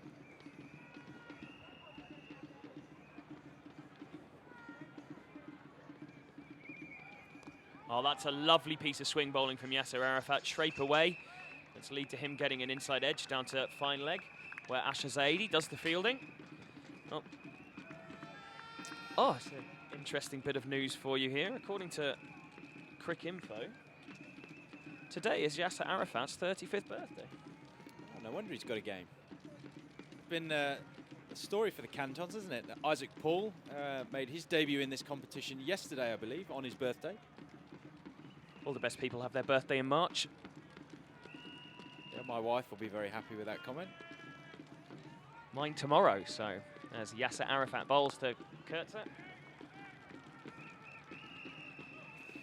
Carl Kurtzer in this game is we trying to get to the top of that leading run scorers list. I'm not sure what he actually needs, but I think he was in the top 3 going into this game. Kurtzer begins this innings on 191. He's got a way to go to get past Dwayne Smith. He's got 259 runs. Ooh. So he has to score, maths on air, always very dangerous, 69 to go past him. Not impossible, small ground, 223 to get, so everything is there. The ingredients are there for him to go past Dwayne Smith, and it's the man himself who's going to try and stop him. Looks like he's going to take the new ball. Again, a move, change of tactics. Tanvir Ahmed usually takes the new ball, took the new ball in the last game for the Cantons. Well, as we were just talking about Dwayne Smith, leading run scorer. He's also done a decent job with the ball. Let's give you the rest of that list of leading run scorers in this series as we look at the wonderful crowd here we've got in Mongkok. 199 runs for Misbah ul Haq, 191 for Carl Kurtzer, 188 for Babar Hayat, 179 for Marlon Samuels, and Unshaman Rath, 171. Yeah, good to have 2 national players up there in those lists. Well, next name down on the list is another one for Nizakat. Play and a miss. Already a little bit of swing movement for Dwayne Smith. He's a canny operator, someone you were talking about before as being someone who bowls quicker than people think he bowls. Yeah, and that's a good example there where he's what's called a shoulder bowler. So he'll run in and really put a lot of effort in right at the last minute. And he can actually bowl a really slippy delivery. Oh, that's a perfect example there. He's mistimed that one, and it just lands safe. Callum McLeod failing to take the catch there. Would have had to pull off something very special, running backwards over his shoulder. That's an absolutely perfect illustration of what Simon Cook, the Hong Kong coach, was saying just then. Yeah, it just hits the pitch nice and hard and just rushes people every now and then. Carl Kurtzer getting tucked up in around that leg stump area. Can't clear that left leg out of the way to get the ball through square leg. Oh, that's almost inside edge onto the stumps. And where's he going? He nearly gets himself run out as well.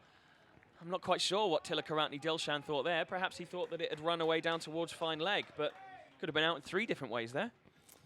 It could well have been. I think the City Kaitak innings here needs to they need to be a bit calm. They don't need to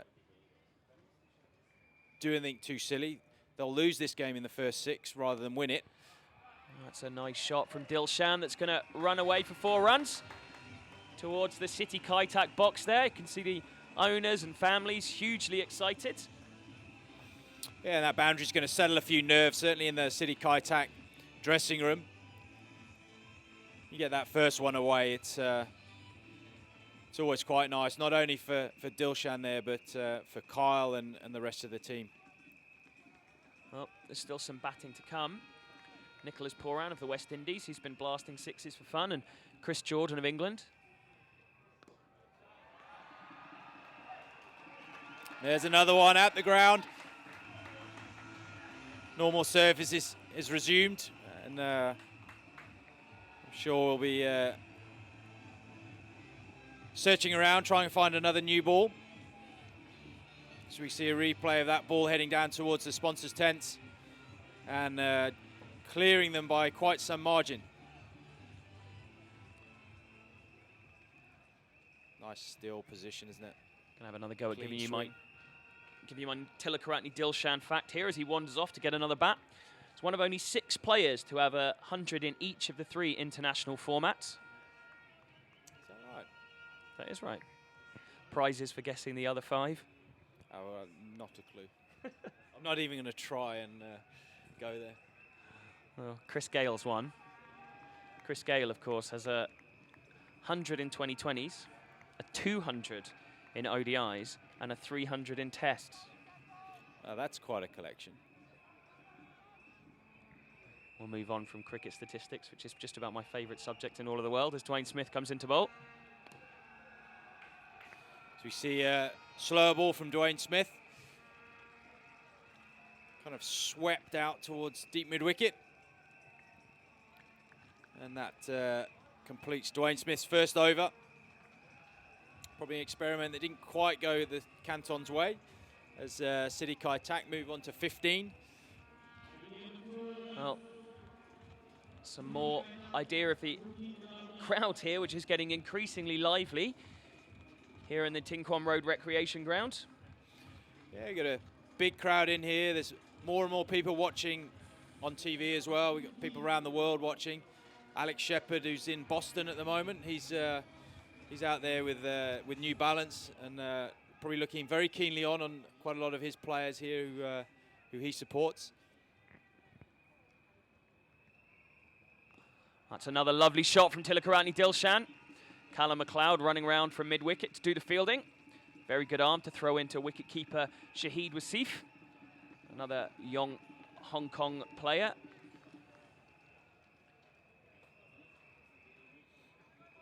Someone else perhaps it would have been nice to see batting a little bit further up the order. He's had a couple of goes, hasn't he, over the tournament, but someone who can hit a long ball. Yeah, absolutely.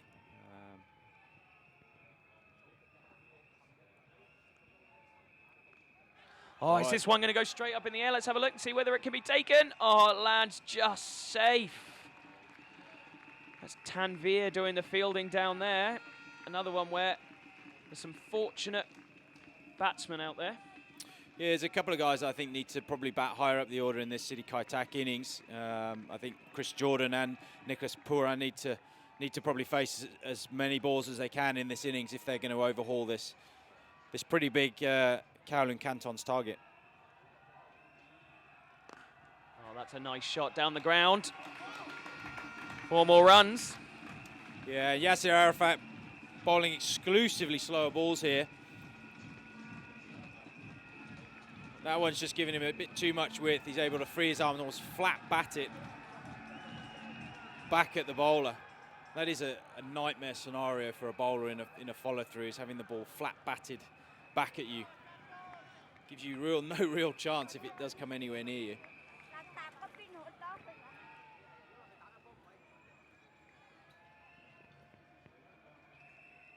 Oh, that's an absolutely lovely shot from Carl Kurtzer. Straight into the bench of his teammates. He's really impressed the newly appointed Scotland captain during this tournament. Yeah, and it's 6 more runs closer to Dwayne Smith. That brings up exactly 200 for the tournament.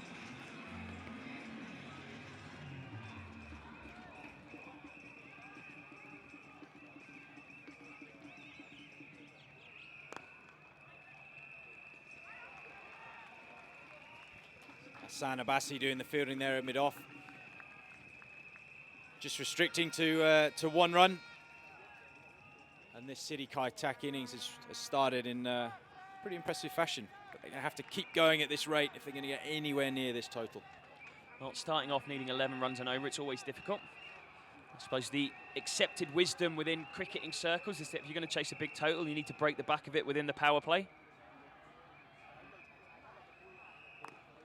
That one is hooked out into the leg side. Again, it's going to land safe.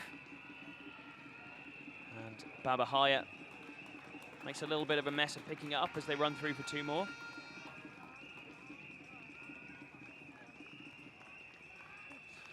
Babar was hugely impressive in the Kowloon Cantons innings. I was getting excited at the prospect of having a second Hong Kong national player making 100 in this tournament. He ended up getting out in a somewhat unfortunate fashion when he pulled the ball onto his own stumps. Yeah, playing a shot that we don't normally associate with Babar, the reverse sweep. Yeah, he played impressively again and showed that the form, when he does get into good form, he carries it on. And it was outstanding to see him and Dwayne Smith going toe-to-toe almost through that power play and putting on over 100 runs in the first 10 overs of the innings. As we see the Hong Kong Island United players and girlfriends sitting in the Peroni tent down there and enjoying the final. There's loads of them there, all sat together.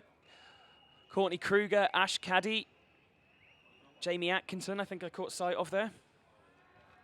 It just shows the appetite that people have got for cricket here.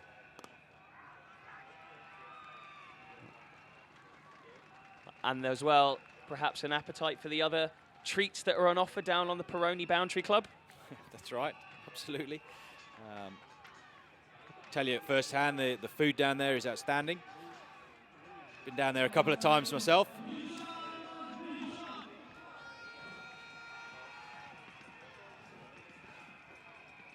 It's the danger of spending too much time at cricket grounds is quite regularly some lovely tasty treats on offer.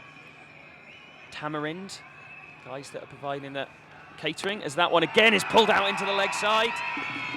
Lands just in front of McLeod. Single for Tilakaratne Dilshan. Yeah, and the field they've got set here is almost just daring Dilshan to try and hit it over the boundary fielders.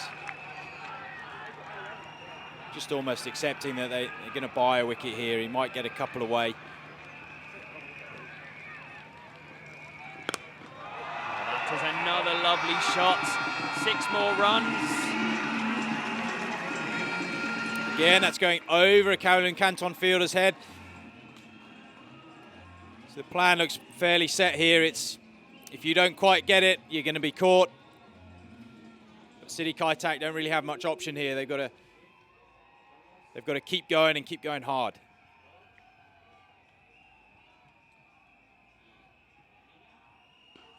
Yet another short arm pull over the top for 6 runs, smashes into the fence just in front of the practice nets there. Carl Kurtz are looking in absolutely fantastic form and one of the real stars of associate cricket that perhaps doesn't get as much coverage as he deserves. Yeah, he's had a tremendous tournament here, and Uriah's been one of the most consistent players in associate cricket, had a very good first-class career, and he's really showing what a destructive player he can be, and he's kept pace with every single leading international player here. Great thing about that shot is there wasn't a huge amount of space for it to get his arms through it, but he still managed to get so much power. And it's gone again, Carl Kurtz. What a lovely shot that one is. Yeah, and the plan may have to change. It's not working. It's conceded 18 runs in the last 3 balls. Suddenly 222 seems quite close. Oh, that one I think is my favourite of all of them. Hugely elegant shot, lovely follow through. Almost a golf drive, that one. Yeah, that's right. And again, like what we've been saying all the way through this week, when players stay nice and still, head still, good swing of the bat through the line of the ball, full face contact, it's amazing how far you can see. And that run rate's starting to come down now. Yeah, actually less than it started for the innings. They needed just over 11. Now just under 11. Oh, and it's gone again! That is an absolutely massive hit. Oh my goodness, that's 4 in a row from Kyle Kurtzer.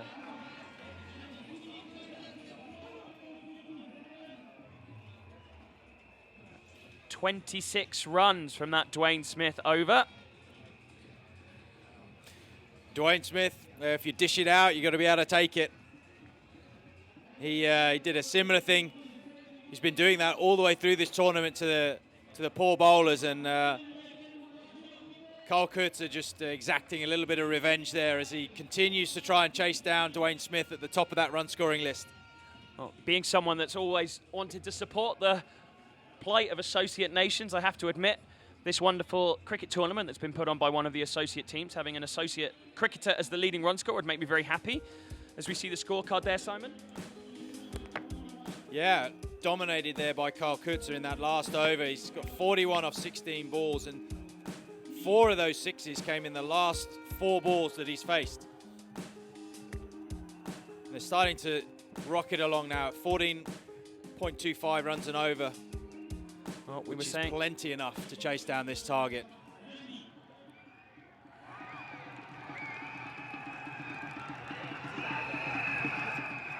Danger here now is to over-rev. You know, he's hit all those 4s and 6s. Dilshan gets in on the act now, and it's out of the ground. This time down towards the flats, the short end of the ground. And like I say, the danger here is potentially you can over-rev a little bit and end up losing 2 quick wickets, but Dilshan keeping his head nice and still position, and out the ground it goes. it's almost disappointing there, having had 5 6s in a row, to have them go for a single. Yeah, that's right. He just lost his shape horribly in that one. He almost tried to hit it too far. He just ends up scuffing it out towards mid-wicket as Kyle Kurtzer comes back onto strike. Zaidi under immense pressure here as City Kaitak move on to 57 in only the 4th over. One driven back up the pitch. Tilakarantni Dilshan does the fielding there. It's always a brave move, because if the fielding team had appealed there, he'd have been given out obstructing the field, but it doesn't really strike me as the kind of tournament where that sort of sharp practice would take place. Oh, and that one is almost carrying to Yasser Arafat there. One of the balls going with City Kaitak here at the moment. The scuff there has dropped short of Yasser Arafat. Kyle Kurtzer had a top edge that went just over the top of Tanvir Ahmed earlier, so maybe the tide is turning here and we're going to see an amazing run chase. That's short and it's top edged. It's going to go. Oh, it's an absolutely brilliant catch. That is a superb effort from Mudasa today. Yeah, just as I was saying, maybe the tide's turning for them. Top edge again, and that one's not fallen safe. And an outstanding catch from Mudasa Hussain, running back over his head. This is one of the most difficult catches in cricket. He's got his hands up nice and high, close to his eyes. And a really, really good catch under pressure in front of a big crowd here. Ting Kwong Road. Well, Mudasa actually played for the Hung Hom JD Jaguars in last year's Blitz. Playing for the Kowloon Cantons this time. 28-year-old leg spinner. Bowls quite quickly, doesn't get a huge amount of turn, but it's his fielding that was in action there. Absolutely superb grab over his shoulder, and as Simon said, there's no catch more difficult than that, being able to judge it running backwards. Yeah, he's done well there. Cricketer who did play for Hong Kong, hasn't played for Hong Kong for a while, still plies his trade in club cricket here, and is a consistent bowler. And he's shown all his experience there and taken a really good catch under quite some pressure, as we see Wakas Barkat making his way to the crease. Good to see him up the order as well. Yeah, he's hit some decent shots over the course of the tournament, but never really achieved an innings of massive note so far, Wakas Barkat. Yeah, changing the order really, as Azhar Khan has been occupying this number 3 slot. Change in the final. And that one's driven down the ground again from Kurtzer. It's going to be 6 more runs. He really is hitting the ball so cleanly here.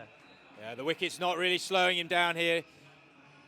Takes that one inside out over over the top of mid-off.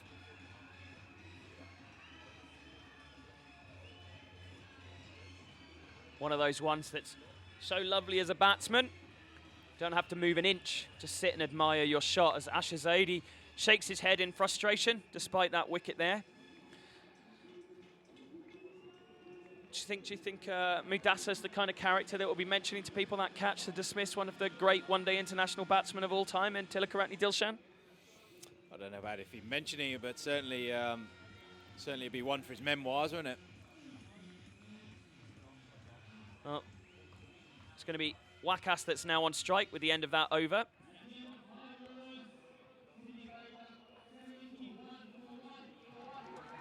The pace off here with Marlon Samuels coming on to bowl.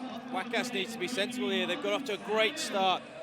5 overs gone, 71 for 1. They're right on target for chasing this down, but they need to be smart here. Wakas too many wickets. Wakas high score of 32. Just 37 runs, just that one innings of real note, but strike rate 185 across the tournament. Again, I think we're going to see this tight leg stump line, restricting the batters. You know, the target's now 152 from just 90 balls, but this ground is so small that that's still a very achievable target. This one worked round the corner by Wakas. Runs through for a single. Doesn't need to do a huge amount more than that right now with the way that Carl Kurtz is hitting the ball. It's a tricky bowler to get away, Marlon Samuels. He bowls incredibly quickly for a spin bowler, darting it in towards the stumps. Yeah, he's got that ability to bowl that real quick one. He had trouble with it. He's suspended at one point for that quicker ball, but he's been cleared and he's all fine. But he's a canny bowler. Played a lot of T20 cricket. And he's a canny operator. Most batsmen can think batters out, and that's generally what he relies on. Very phlegmatic character, Marlon. You very rarely see him smiling or getting particularly animated, but one of the great entertainers despite that, as that one is attempted to be paddled around the corner. Shahid Wasif attempting a catch there, perhaps hoping there was some sort of edge, but it looked like it was just back to me.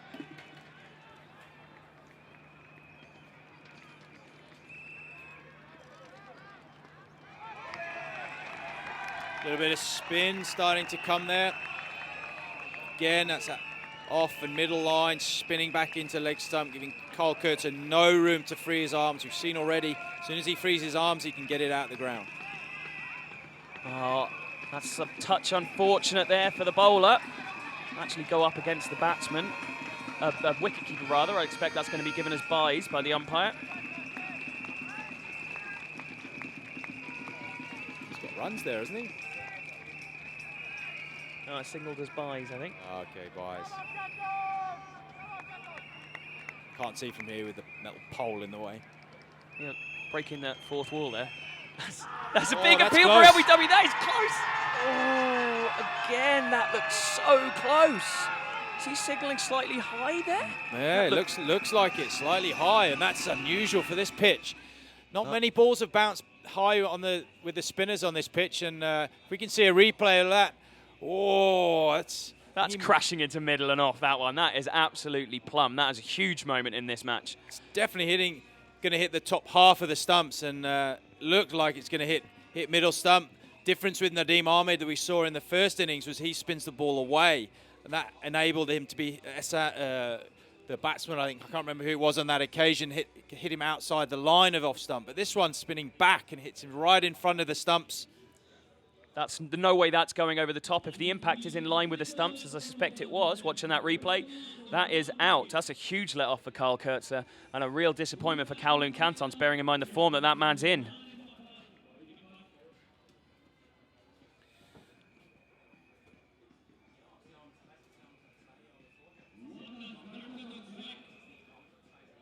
It's going to be Wakas, who's on strike.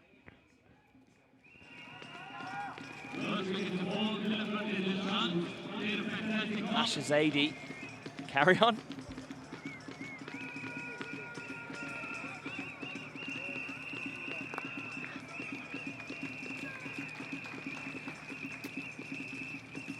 Just waiting for the guys up in the box to load up the Hawkeye replay for me, but unfortunately that's not a facility we have for this particular tournament. Maybe next year.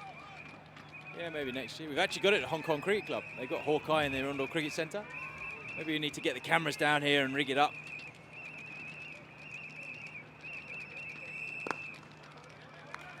That one run down the ground. I'm sure your analyst, Wilson, would be absolutely delighted to get his hands on some of that Hawkeye data. Yeah, it'd make his pitch map a bit easier to do rather than doing it by hand. He has to manually input it at the moment. Oh, that's a lovely, lovely piece of bowling, and he stumped him. That's a really nice piece of work by the young wicketkeeper, Shahid Wasif. Yeah, Hong Kong national team's backup wicketkeeper. He's kept calm there under pressure. Ball coming back past the leg stump from Zaid. And a pretty simple stumping in the end there. Wakas Barkat having to leave, having not really troubled the scorers very much. Well, a slightly disappointing end for a young, promising talent within the Hong Kong cricket setup. But he goes, and 2 quick wickets there.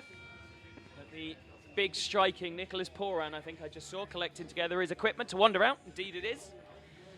As Asher Zaid, he's showing his experience, and one of those spinners that shows that you don't need to turn the ball massively to deceive batsmen. You just need to have a clever cricketing brain, which is certainly the case with Zaidi.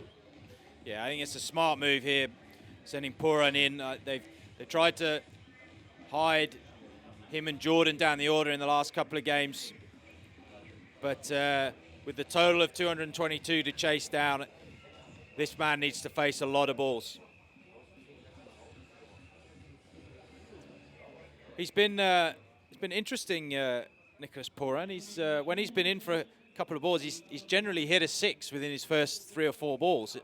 First ball he faced last innings was crashed down the ground for 6. He's hit 81 runs in this tournament thus far. 66 of those have been from 6s. Someone likes to get on with it then.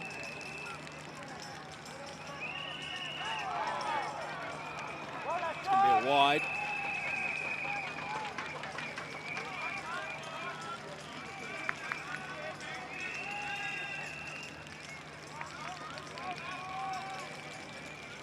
So Zaidi to Poran, who hits a ball for 6 to the first one that he's faced.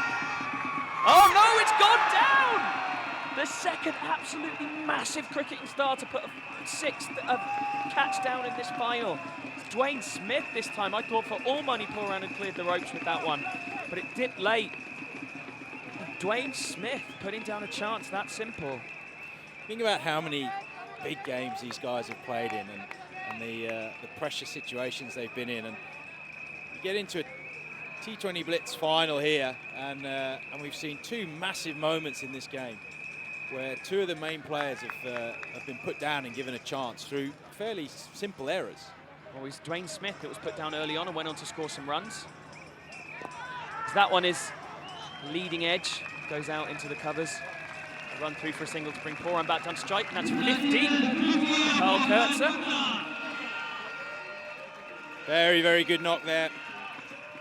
Carl Kurtzer under pressure has really, really delivered. Got his team off to a real flyer, but now it's up to him. He's got to stay in and make sure he's there at the end, supporting Nicholas Poran and Chris Jordan and the rest of the City Kaitak batsmen.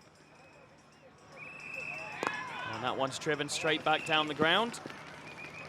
And Marlon Samuels makes a bit of a meal of that piece of fielding. Doesn't cost any extra runs. Pressure, isn't it? Interesting. Pressure's pressure. I don't think at any point throughout the 5 days I've been here that I thought that people weren't taking this tournament deadly seriously. You see the intense discussions that have been going on between team management and match referees. So we see what they're playing for, the DTC Hong Kong T20 Blitz trophy. But both of these teams are absolutely desperate to get their hands on it, and all the players, local and international, have been fighting hard for it over the last 5 days. We see another replay of Dwayne Smith putting down that catch coming up now. Looked almost too casual, didn't he? Here we see it now. Ball's gone a long way in the air. Got under it. Kind of inexplicable why you drop that 9 times out of 10. You can see he's distraught about dropping it. It actually means something to him. It's almost 99 out of 100, one of those catches, you know? Just regulation. So that one is chopped away out into the offside. Run through for a single. The other big drop, of course, with Chris Jordan, who put down Dwayne Smith. Yes, we've seen one on each side. And, maybe the pressure of this final is getting to her. Doesn't look like the pressure's getting to that man, though. I don't think a huge amount gets to Marlon. Been lucky enough to interview him a couple of times, and one of those guys, despite being so low-key, he just never fails to make me laugh. I just kind of think that he has a real sense of fun when you get a chance to speak to him. Yeah, he's still having fun out there, isn't he?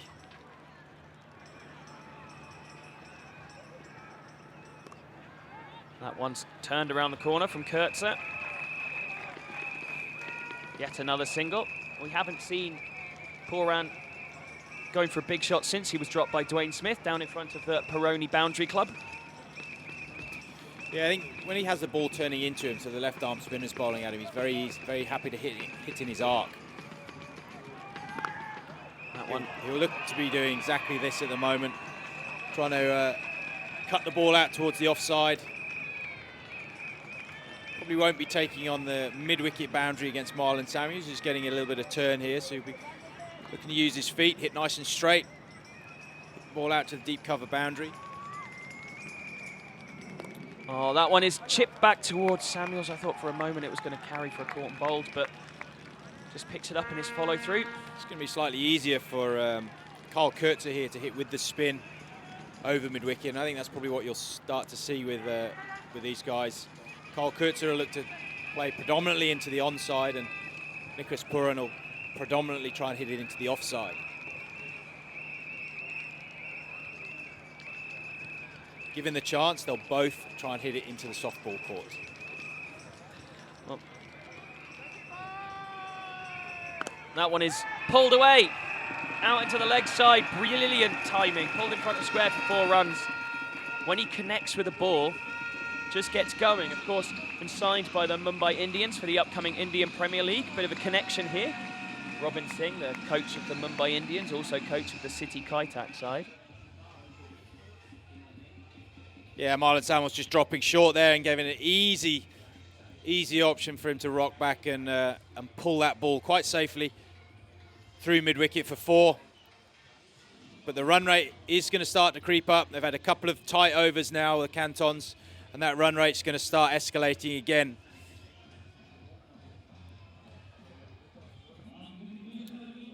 It looks like we've got a bowling change with Tanvir Ahmed coming into the attack as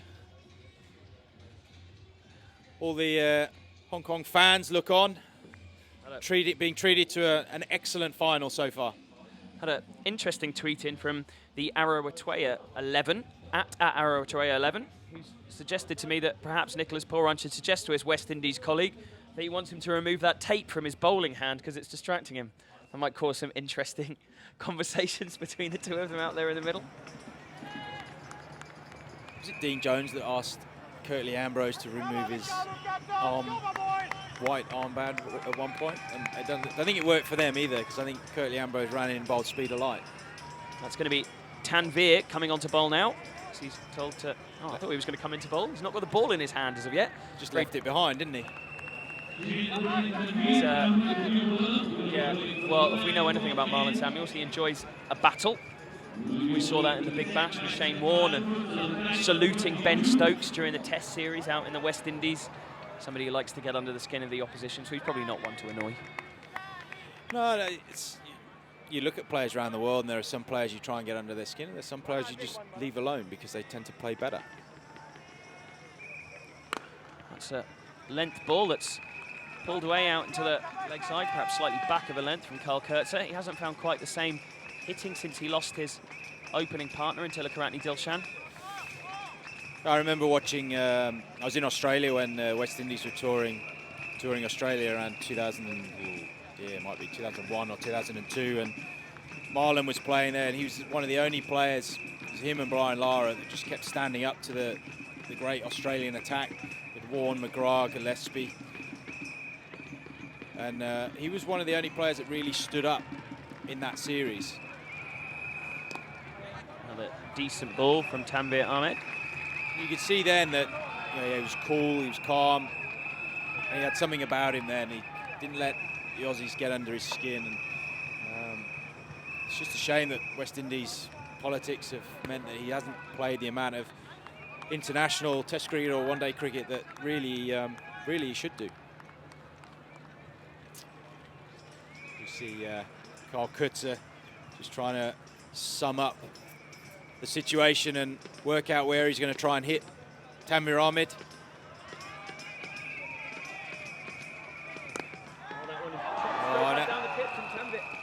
Like we said, you can try and commentate if you want, Pete, but you need your microphone. Just having a sip of water. I got a bit carried away there. Yeah, Tanvir almost caught that one in his follow through. Yeah, like we were saying, all these when the ball comes back at you off a crossbat, it's very difficult to pick up because you gain a lot of information by the shape of the shot. And he's cross-batted that, scuffed it, got it high up on the bat. The advantage there is that, as we see Tani coming in to bowl again. Oh, that one's high on the bat. Is that one going to carry? No. The advantage that Tanvir Ahmed had in that ball just then is that it went into the path of his follow-through, so he didn't actually have to change direction, which meant he probably could have made a slightly better effort at that. But he's running in hard here. He's hitting his lengths really hard, not letting batters get underneath him. And as a result, they're hitting it high on the bat, high on the bat and the splice. Oh, has a big swing at that one and misses. Buran thinks about coming down the pitch. And that one's caught him a cropper. Yeah, that might have got him in the, I think you call it the midriff, don't you, in commentary? I believe you do. Oof. One of those ones that's funny for absolutely everybody else. Yeah, there's not too many people who'll be running out there to assist him. Certainly Sarah Whitehead is going to be staying firmly on her seat, who's the City Kaitak physio.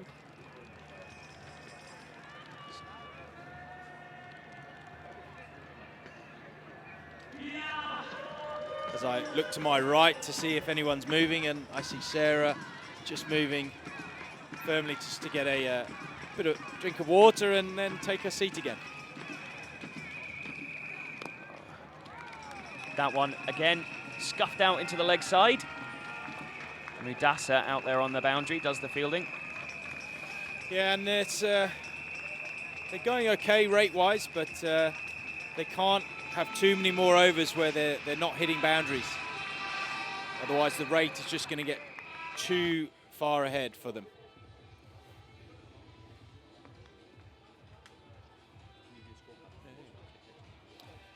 We have a look at this City Kaitak scorecard as they try and chase down 222, and it's dominated by Kyle Kutzer. 55 of 32 balls with 6 sixes. Nicholas Puran has come in, has hit a 4. He's been dropped once by Dwayne Smith and is yet to really get going. And they need to keep going at this rate if they're going to get anywhere close to the 223 that they need to lift this trophy. That rate was well under control, but starting to creep up now. Yeah, the introduction of Marlon Samuels has really stemmed the flow here. Required run rate now at 11.9.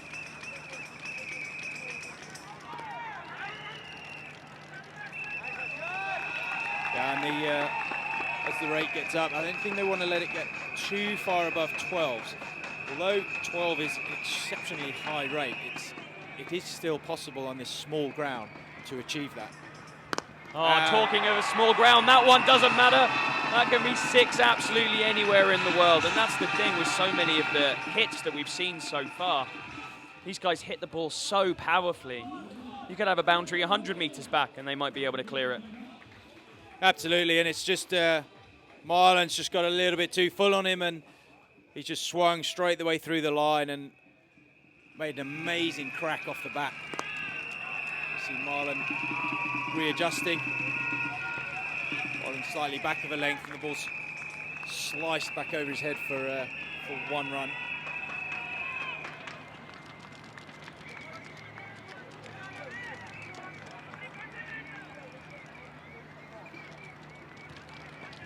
Kaitak 100 has come up.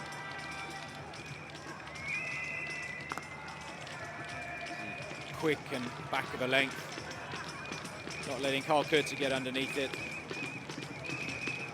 Like I was saying, I think you can let the rate probably get to about 12 as a maximum, as we see Nicholas Puran's most recent 6 disappear off into the softball courts.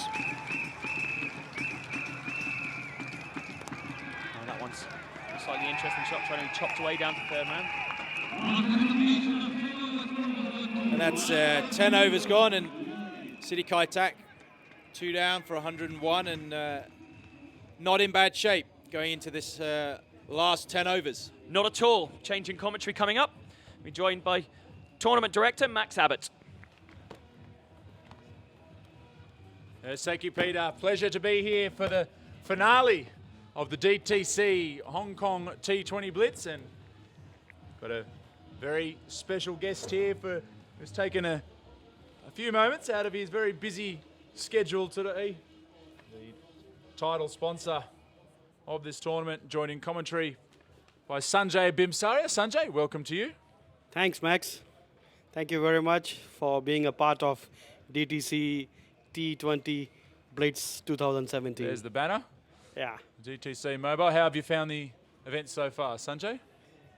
Very big, good fun. I would like to say to ladies and gentlemen, thank you for being a part of such a fantastic and memorable. That's smashed down the ground by Kyle Kurtzer, gone all the way for 6. There's been lots of big hits in this tournament. What a big hit. It's going to be a close finish. It's a celebration of DTC T20 Blitz cricket. First, I would like to thank God Almighty for showering His blessing upon us so that we could come together to enjoy the sporting action without a hitch.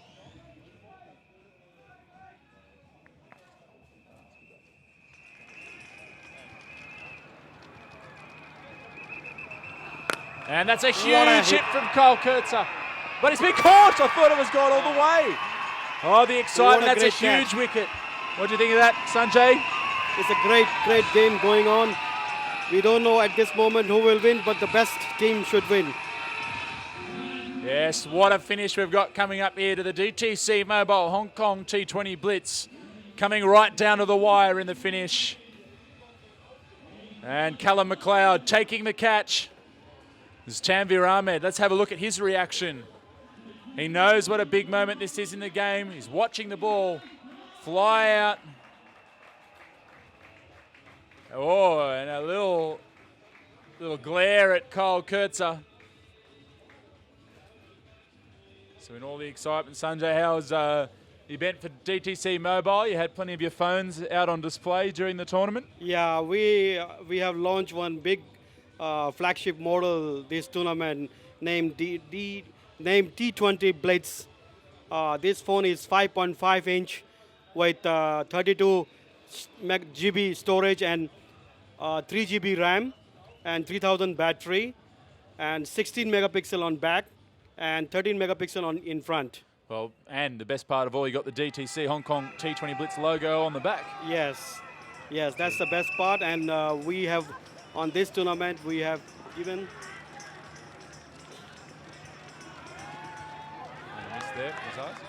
For this tournament, we have given this flagship model only at price Hong Kong dollar 799. We have reduced to from 899 to 799.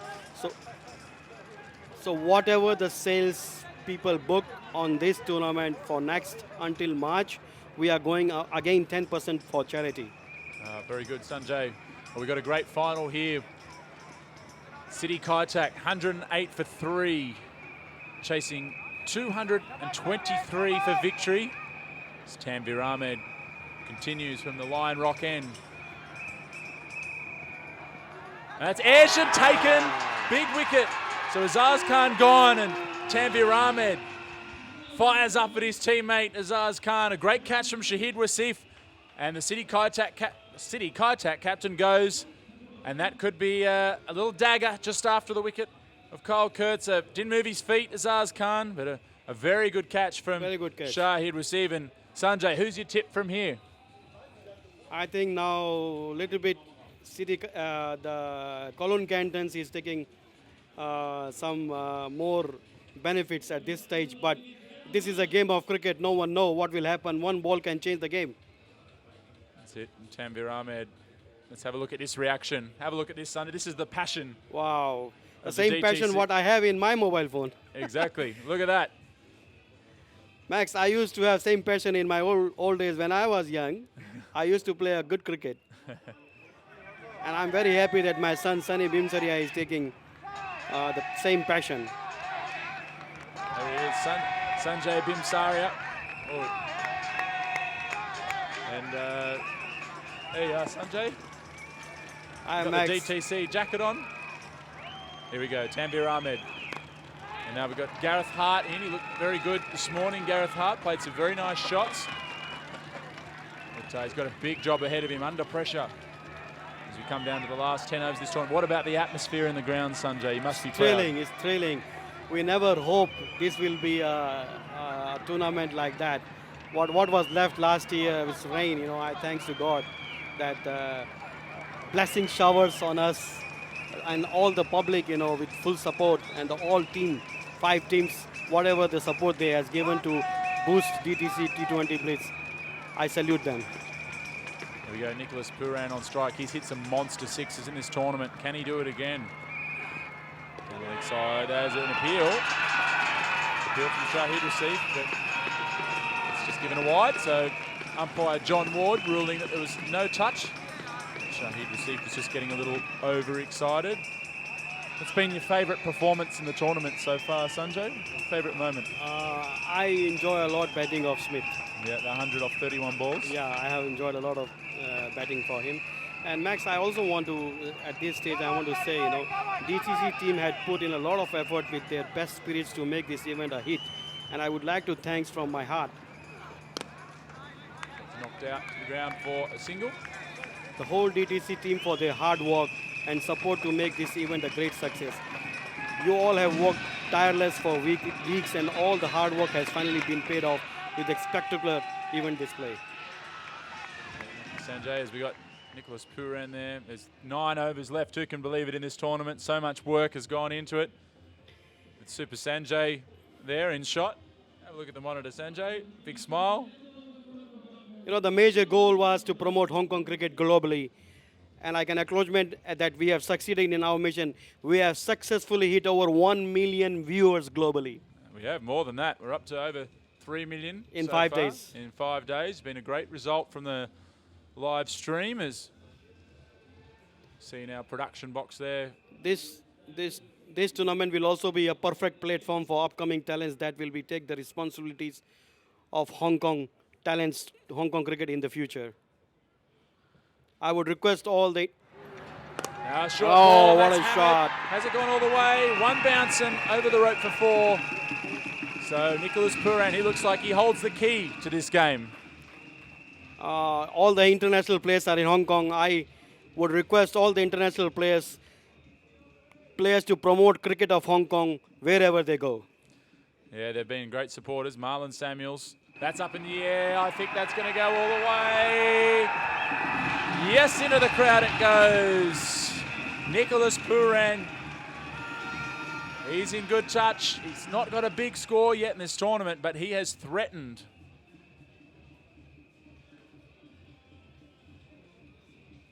Not a bad shot, Sanjay. Yeah. How have you enjoyed the coverage, Sanjay? Oh, great, Max. I not enjoy the coverage. I tell you frankly, Max, you have done it. The trust which you have shown on me is unbelievable. From the beginning, what the trust you show me. Oh, that's up in the air. This could be the key wicket. There's Puran. He's gone.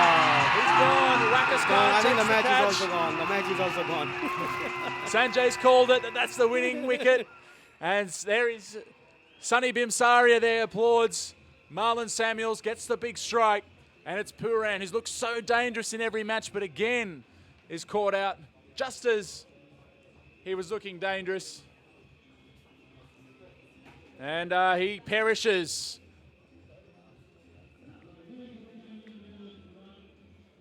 Oh, it's advantage Kowloon Cantons now. I would like to give a very special thanks to Charlie and Max and Hong Kong cricket management staff and people behind the success. Mr. Javed, Ilyas and Najib Bhai for having faith, all of us having faith on DTC from the beginning as a title sponsor of the DTC T20 Blitz. Your continuous support for us has been a huge morale booster for me and my team, and I sincerely hope that we have made both of you proud with our efforts. Also, big thanks to all the 5 teams, owners and management for making the DTC T20 Blitz a major success. Well said, Sanjay, as Chris Jordan comes out to the middle. And we can... To conclude this, let's see, Max, what will happen to the next. That's swept away by Gareth Hart, and they'll come back for 2 runs. You're going to be getting through the balls pretty quick here, Sanjay.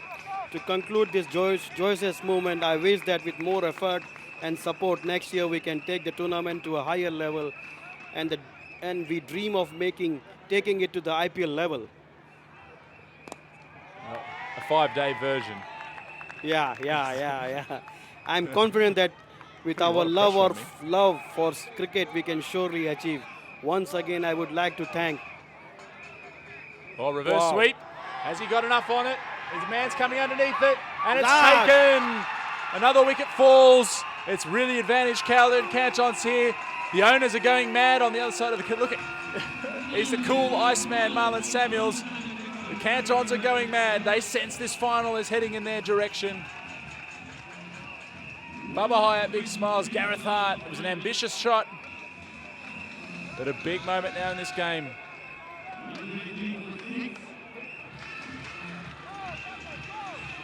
Just took the pace off it, Marlon Samuels. And a great camera work. Pressure moment. And after a strong start, City Kaitak now, it's all on Chris Jordan. You got something to conclude there, Sanjay? Yeah, as I told you about my love for cricket. To conclude the joyous moment, I wish that more effort and support. I would like to thank everyone present here. Kudos, and see you next year to connect passionately with cricket. Excellent, Sanjay. Thank you very much, and thank you for joining us in commentary as well.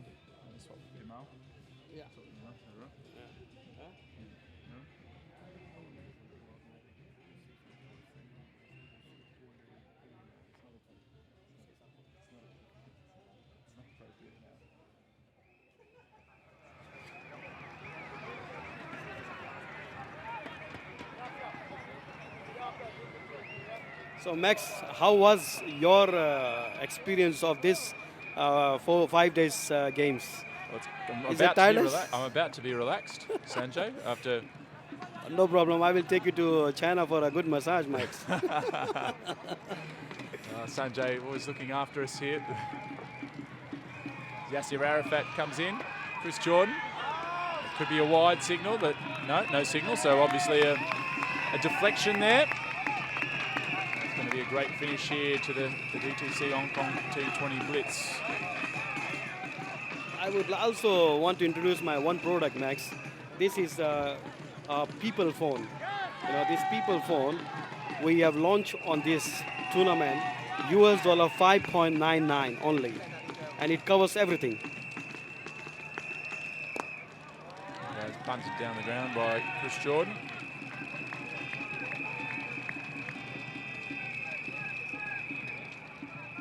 We are looking distributor all over the world. So whoever interested in our products, we are open. They can email to us at hq@dtcproducts.com. Our operation manager, Mr. James Yook, his email also jamesyook@dtcproducts.com. Plenty of offers available there as we get set for these final 8 overs in this tournament. Max, how about, did you enjoy working with DTC? I always enjoy working with DTC, Sanjay. I've been quite, just watch his delivery. Down the leg side. It's been a fantastic tournament. DTC have done all the work in helping supply a lot of the catering, the food, the banners that you see around the ground, all being produced by DTC. They've been fantastic supporters. They've helped design the ground, been an integral part of it, as we see all the owners and their friends and players involved in this tournament there. That's hit straight to the fielder. I think it was hit into the ground, a bit of a crowd catch. And the equation here for City Kaitak is starting to get a little urgent. They need 98 runs to win from 46 balls. And that's a pretty tough ask. So Chris Jordan, probably the only man left with right Emirates that can reel in such a run rate. So it really does fall on Jordan. Angled in at leg stump, it's into the gap. So the fielder's got a chase to come around and cut it off. Come back for 2, they might even think about a 3rd. No, they won't get it. So Max, we're talking about the food. As you know, I love food. That's why I want to give the best food to the owners, team owners, and hospitality desk. So I take the best restaurant here and subsidize the food because the budget of our was not good, and you're pushing me too much. Then finally I subsidize something, and we got best. That's the best, and all the owners are happy with the food. As long as you're happy, Sanjay, that's the main thing. As Yasser Arafat comes in. That's the onside. It'll be just a single, but City Kaitak need more than that at this stage. They need over 10 runs and over. They really need to have some big sixes hit here by Jordan. It's not going to be easy against Yasser Arafat.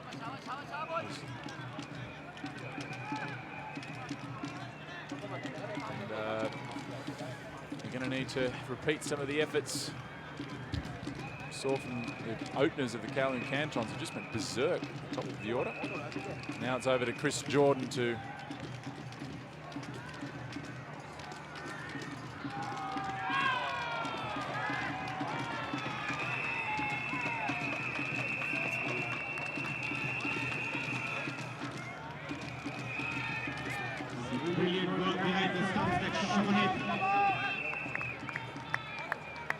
Finally, Max, I would like to convey my regards to all great international players present here in the ground. Hope you all have enjoyed the tournament and the hospitality of the Hong Kong and its people. We, the DTC team, We, the DTC team, has tried our level best to make this DTC T20 Blitz as a great grand event with a thrilling and exciting atmosphere with Toblerone and banners and all other stuffs. Thank you, Sanjay. And we're just going to have a look at what those international stars have done. They feature in this package the big hits of the Kowloon Cantons. Thank you, Max. Thanks you, Max. I love you too much. On your trust on DTC, we have done it, Max. Thank you. Thank you, Sanjay. As we have a look at these Kowloon Cantons big hits, Dwayne Smith, what sort of form was he in? What sort of form was he in? And Babar Hayat. Nervous at times in the City Kaitak rooms. Dwayne Smith, look at that shot there. That went for 6. Chris Jordan, not far away from right Emirates on that occasion, but it really was just carnage in the first 10 overs in particular. And Marlon Samuels came out and finished the job. As I'm joined in the commentary box here by Bimal Milani. Good to be back for the last 7 overs of this match. As that's first ball of the 14th over is just worked down to long on for a single.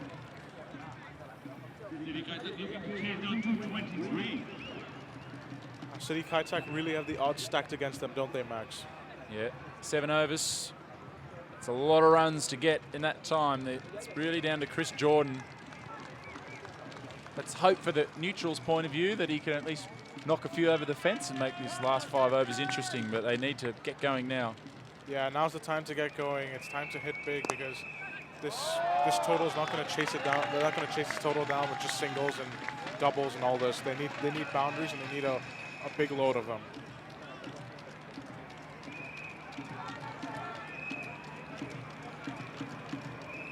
He's gone for the big one, skewed out to the deep mid-wicket boundary. So that run rate required is pretty hefty. It's not impossible, but we've seen some overs much bigger than that in this tournament. Oh, definitely. With just 13.8 of a run rate required, that's definitely doable considering the small size of these boundaries, but they're going to need to clear the boundaries often in order to keep up with that asking rate, as they just get a single off that delivery as well. One thing I've observed today, Bimal, is the wicket, the way it's played, perhaps now that it's getting a little tired, that when the ball's got a bit older, just hasn't quite seen teams put on the runs that were being scored in the first day or two. So Buckley comes in and cuts that. That's a point. You can't get a run. But it just seems like the ball not quite coming onto the bat as it was with the new ball.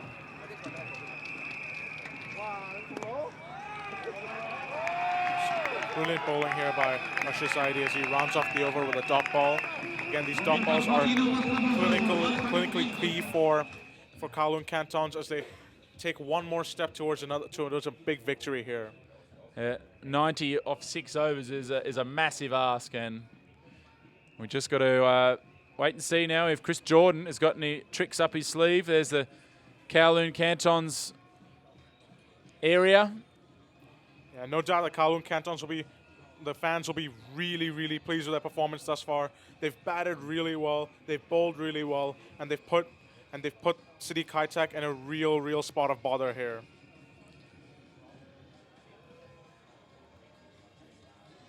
Yeah. You see Essen Nawaz and Ming having a nice laugh in the back. Yeah. Why not? You know, their team's doing well. They're on the verge of a massive win in this tournament. Yeah, thought we might have seen Lee Kai Ming operate at some stage in this tournament, but in the end hasn't been able to get on the park. But he's, I'm sure, enjoyed the experience of being with not only the Hong Kong players, but these international stars as Dwayne Smith comes in. Flipped away into the leg side, but looks like it will only be for a single, which puts Chris Jordan off strike and brings. Yeah, it's almost a case of him standing there and trying to hit sixes. Yeah, it's time to stand and deliver, and that's the aim of the game right now for City Kaitak. Buckley carves that through the infield, but only as far as the sweep up. Pick up the single. Cantons no doubt will not mind leaking these singles because in the end, for them, this is going to turn into an easy victory. If City Kaitak are just going to keep taking singles off every delivery. Kowloon Cantons, of course, joint champions in the first season. Well bowled from Dwayne Smith. Much can be done about that. A single taken, but that's fine from the Kowloon Cantons' point of view. They're more than happy to watch City Kaitak nudge around ones and twos. A little miscommunication there, and Chris Jordan doesn't seem too happy about something, but perhaps he's wanting to strike.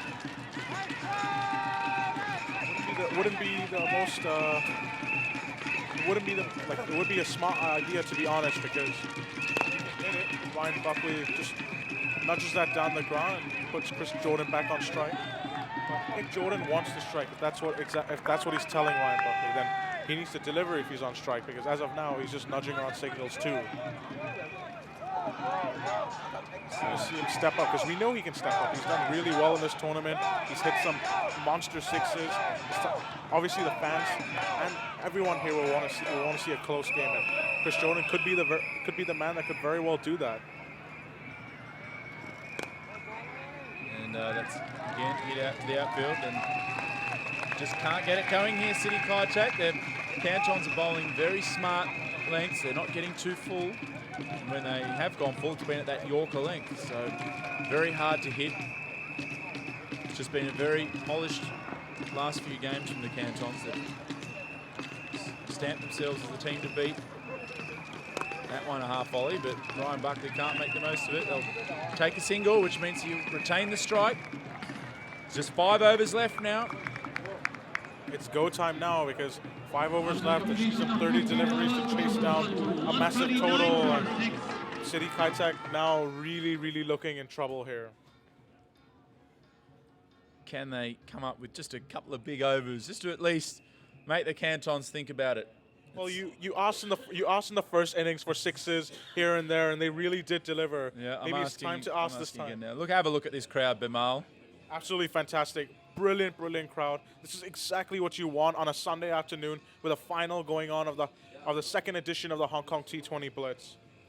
Yeah, you got some looking down probably towards Victoria Harbour out behind those buildings there. These fans have crammed in today to watch this match, trying to find every vantage point. Die-hard cricket fans like this, standing or sitting, it doesn't matter. All they want to do is enjoy some quality cricket here today, and that's exactly what they're getting.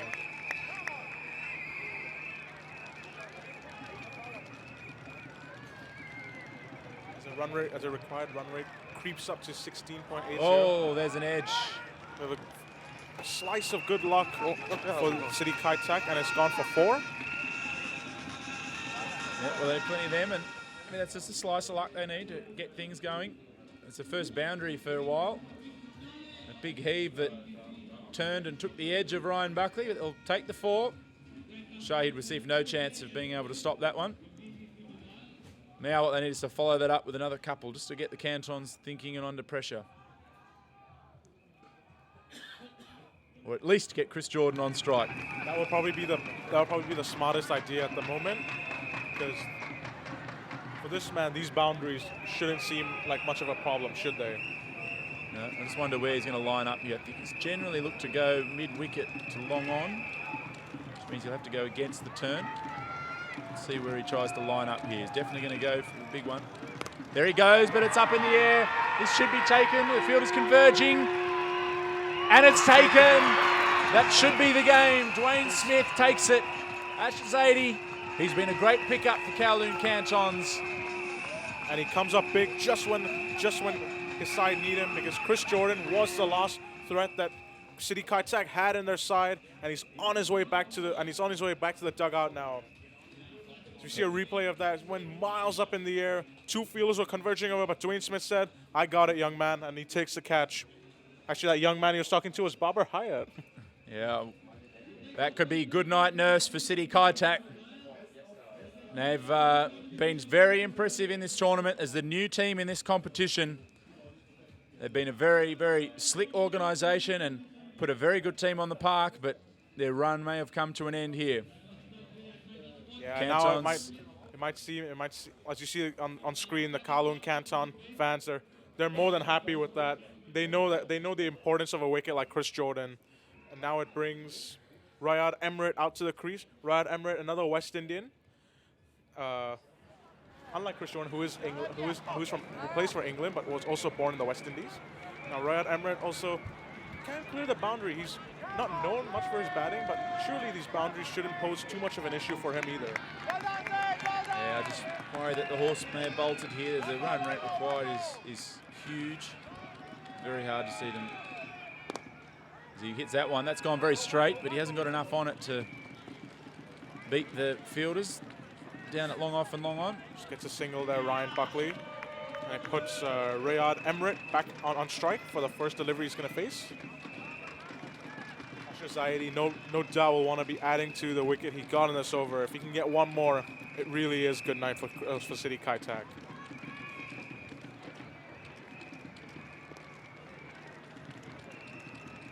Strays down the leg side, but just a single to Rayad Emrit.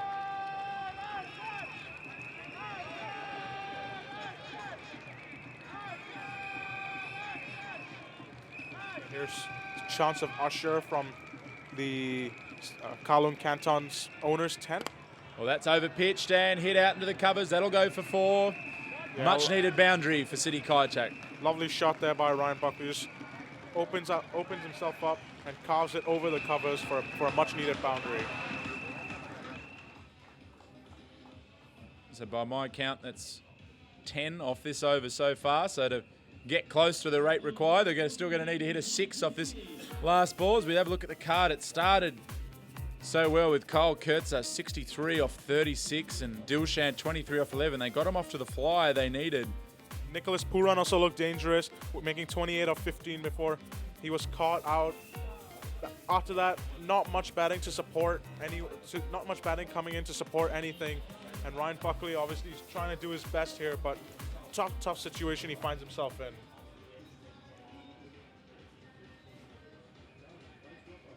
The City Kaitak banner there. There's Sanjay. What's he doing? He needs to get behind that rope.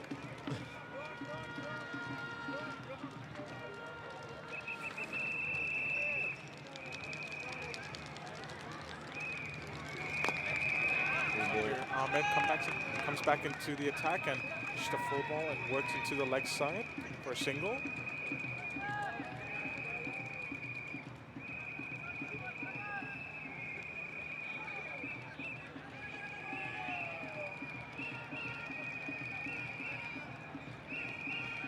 As we see, the City Kaitak need 18.25 as the required run rate currently, which is a massive ask considering that there are only just under 4 overs left. So that's belted down the ground, but just to the fielder at long off. Over 3 a ball now, so the equation really looking difficult. As we have a look at the fans here in the owners' enclosure. Plenty of faces enjoying this DTC Hong Kong T20 Blitz. Great to see so many fans out here today. They're smiling, they're loving it. Even the City Kaitak fans are being good sports and enjoying everything that they see. So that's pushed towards his pad, but gets away with it. Just gets for a single. Finds the man down at the boundary. That's Rayad Emrit.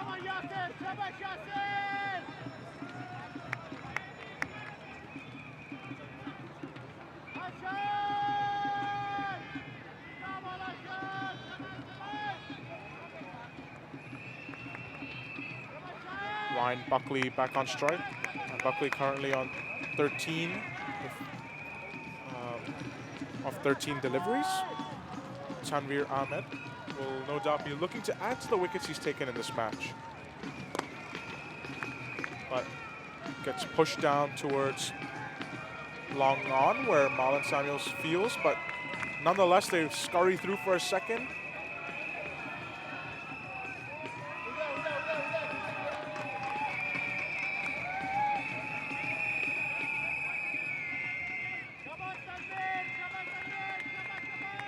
City Kaitak might be getting all these singles and doubles, but it's not enough to keep them in contention at the moment. They need boundaries and 6s.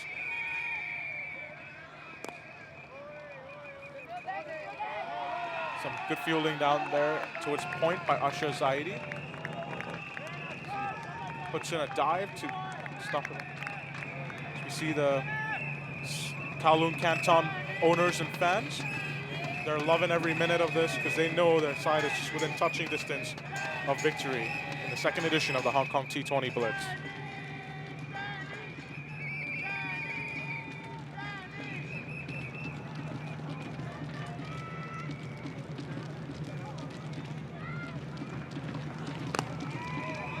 Poiked away, but just down to the man at deep mid-wicket.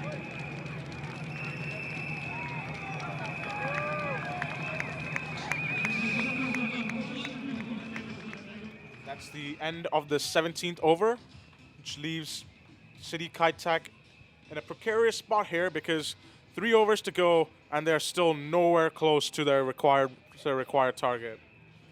So we once again show pictures of the Kowloon Cantons fans and owners tent. People are loving it. They're smiling. The smiles plaster on their faces, and why not? Their team are so close to victory. Obviously, City Kaitak, the fans and owners may not may not be feeling as happy as the Kowloon Cantons, but they've been good sports. They've been smiling all the way through, and this is what cricket is all about: good sportsmanship and good support all the way through. It's a loud appeal for LBW and given. Yasser Arafat gets the breakthrough, and that sends Riyad Emirates back to the crease. Let the celebrations begin for the Kowloon Cantons. They're clapping, they're cheering, they're blowing whistles. It's all happening. Yeah, it's all over now. They're just got some time to enjoy these final overs of the DTC Hong Kong T20 Blitz. Right, Emirates now on his way. That looked pretty plumb and straight to me, Max. I don't know about you, but yeah, I'm giving that out. So did umpire Clive Howard. I wouldn't have hesitated for a minute to give that out. That was probably as plumb You're as always you can quick on the trigger, Bimal. Emirates, he's had a good tournament. He's been impressive. That brings Ankur Sharma to the crease. Yeah, he can whack him around a bit, Ankur. I've seen him in the local cricket with Kowloon Cricket Club. He's a hard-hitting batsman, but he'll do well to try and knock these off. Charges and hits that one cleanly through the covers for a single to get off the mark. I have to say, like, Yasser Arafat has been really impressive in this tournament. He's done everything. He's kept a good economy rate. He's taken wickets. He's come through what a steal he has been for the Kowloon Cantons. He has really done it all for them, and especially in the bowling aspect.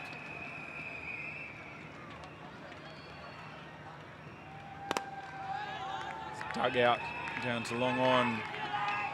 This just gets more and more impossible by the delivery for City Kaitak. At 157, they've not put together a terrible score, nor the size of their task at the start of this chase of 222 for 3 set by the Cantons. Always going to be a very tough task. So if it continues here.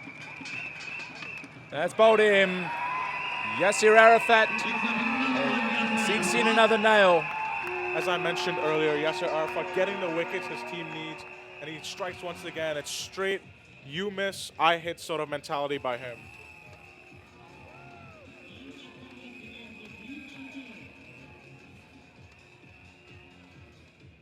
See how happy those Cantons fans are. Kashama playing right across the line, but not much he can do at this point. He's got to have a go for it. And we are not far away from the conclusion of this tournament.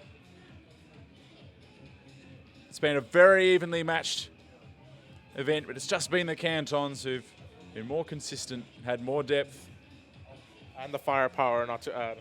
And do tune in and keep tuning in. After the conclusion of this match, we'll bring you the live coverage of the presentation ceremony. Looking forward to seeing the owners and winning teams presented with their trophies after 5 days of hard work. That was so close to being it. The winning wicket. Yes, Arafat has his hands on his head as the ball just shaves past the leg stump there.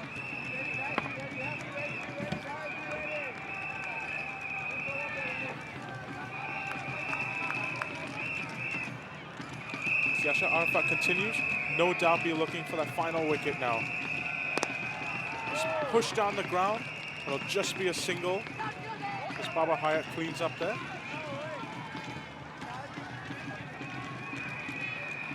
And that concludes the 18th over. Yep. Yasser Arafat getting ready for celebrations here. With Yasser Arafat, obviously the owners and fans of the Kowloon Cantons will also be ready for celebrations of all ages here today. We've got from the young to the old, we've got them all here, and that's great to see at the DTC Hong Kong T20 Blitz. He's been there front and center every day. She's lost her voice.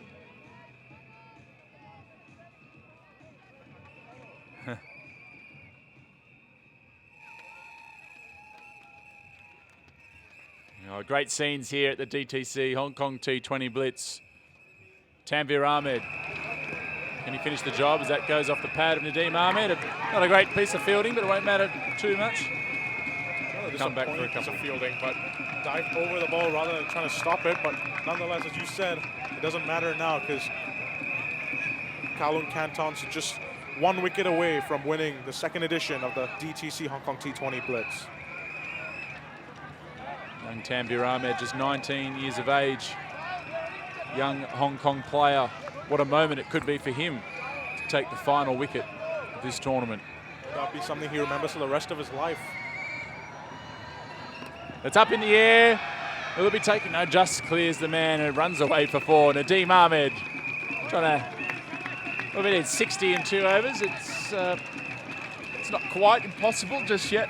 Because he went for almost that many himself the other day. Yeah, indeed.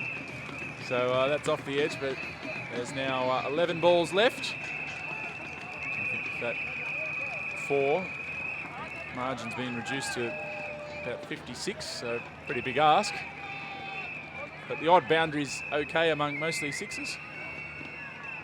Top ball just might do. That's actually 9 deliveries remaining. We've got 57 runs to win. So the task is officially impossible, barring no balls and wides now for City Kaitak.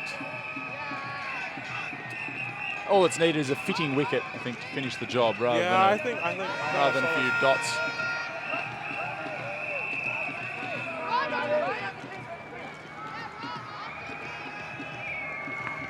That's a huge hit. One more huge hit for us here in the DTC Hong Kong T20. Nadeem Ahmed has smacked that out of the ground. Whacked the leather right off the ball on that one. That has gone miles, and I can't see, I didn't even see where it went, but it's gone straight out of here. Someone on the road, please return that ball, because we really need that back. Yeah. That's one less in the kitty for next season. Nadeem Ahmed got every piece of that. All a little bit too late, adding a bit of respectability to the score for City Kaitak. Some of the City Kaitak fans getting up and leaving now, knowing that the task is pretty much is impossible now. So they've enjoyed their cricket for the day, but you know, their team just not done the trick today. Yeah, they were very good again. Well, they wobbled against Hong Kong Island United before Chris Jordan dug them out of a bit of a hole. Just in the batting today hasn't quite been at its dynamic best. Having said that, they've won 72 for 9. If they'd posted that score first up, we might have said that could be a winning score. As Tanvir Ahmed comes in, full delivery, skewed away. This could go for another boundary. No, it's going to be cut off. Well stopped there.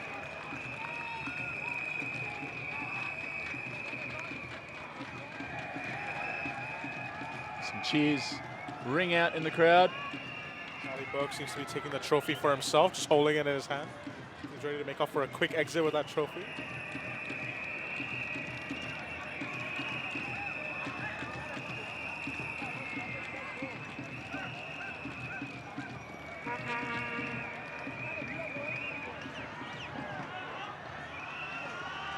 Oh, it's a wide down the leg side. Goodness. 5 wides. Does that get him back in it, Ramal? I wouldn't say so at the moment, but nonetheless. A few more 5 wides. Nonetheless, it takes some of the misery off City Kaitak as they inch their way closer and closer, but still, I think it's mission impossible for them right now. Yeah, there's the task. 40, still another 49 required off 7 balls. And that's up in the air. Could that be another 6? Yes, it is. All coming a bit late for the City Kaitak side, but it's good entertainment nonetheless for the crowd that is stuck in here. That takes them to 185 for 9. Yeah, no doubt relieving some of the pain that the City Kaitak fans are feeling, but still Nadeem Ahmed once again clearing the boundary. This time I did see where it went. It went past this tree in front of me, but nonetheless, it's still gone a long way. Yeah, very good shot.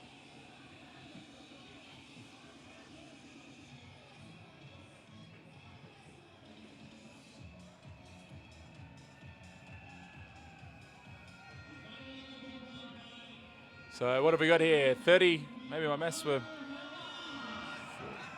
Babar. What have we got here? 30. I'm going to do my quick maths here.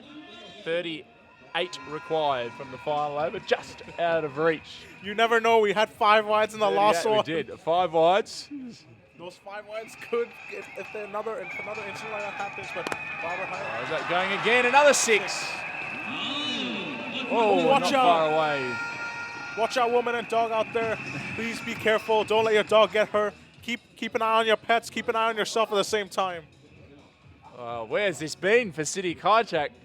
Should they have promoted Nadim Ahmed or these two? Well, this is Brian Buckley on this occasion, but yeah, the two of them here suddenly just found their groove. Should they have promoted Nadim Ahmed up there? A bit of turn there for Babar Hayat. Well, Buckley almost needed to step inside that and take the wide. The skipper's gone to bowl the last over, looking to burgle a wicket. It's up in the air. Is this going to be 6 more? It is indeed. Yes, it is. And it's dropped by a fan over the, by a DTC, but a man in a DTC shirt. Just want to be careful, Babar Hayat. Don't want anything silly to happen here, but they're still very safe at the moment. But City Kaitak getting a lot closer than they expected here. Was that taken or dropped? Dropped. It was dropped. It's up in the air. Should this be taken? That's it. That's game over. Wakas Khan takes the catch. And it's victory for the Kowloon Cantons. As the owners and the fans come streaming in on the pitch. And the Cantons have got the victory in this game. Unbelievable scenes here. It's all happening out in the middle. Yep. It's all happening out there. The fans and players are trying to get high fives. As security try to do their job and keep the fans away from the players. The players are ecstatic. The fans are ecstatic. It's all happening out in the middle. Great win here for the Kowloon Cantons. They are officially crowned champions of the 2nd edition of the DTC Hong Kong T20 Blitz. Absolutely brilliant scenes.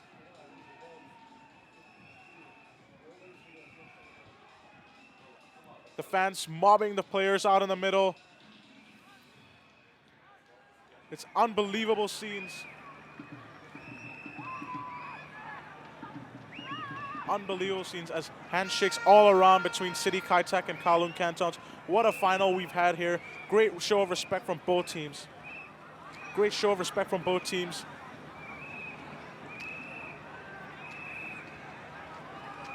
And it's heartbreak for City Kaitak, the new team, one of the new teams added into this Hong Kong T20 Blitz. But it's victory again for the Kowloon Cantons, who last year were the joint winners of the tournament. This time, though, they are the sole winners, and they take glory all for themselves. Magnificent scenes. What an absolutely brilliant tournament this has been.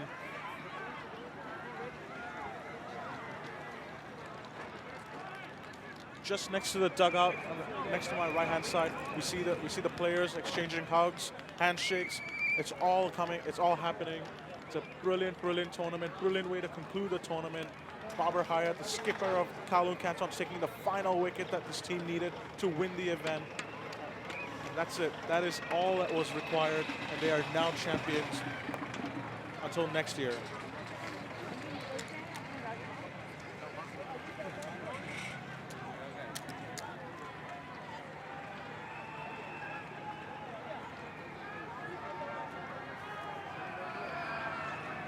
To see Tim Cutler near the commentary box, but Tim just walks away as he needs to go out and do what he needs to do.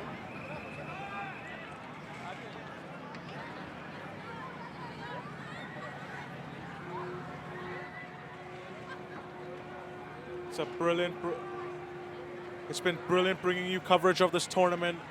We thank you for your support and for your viewership throughout all 5 days.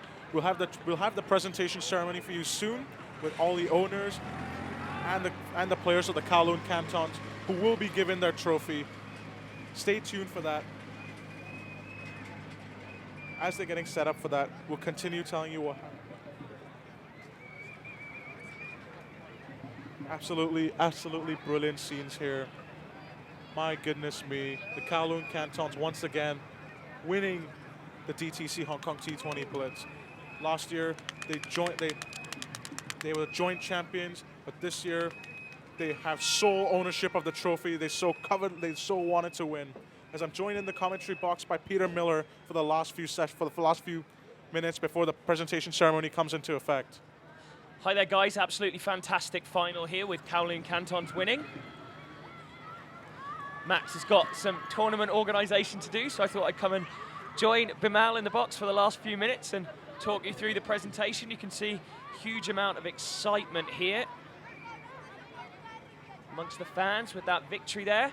Yeah, the fans obviously come streaming onto the ground. Just show of emotion, show of passion from the fans. They've loved every moment of this, and why not? They've been treated to some excellent cricket over the last 5 days, and this tournament overall has been a resounding success for Hong Kong cricket and for everyone involved.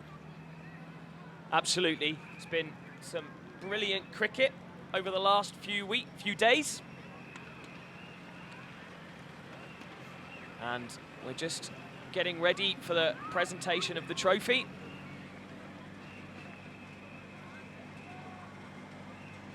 And we will be seeing the Kowloon Cantons presenting with the trophy in the not too distant future.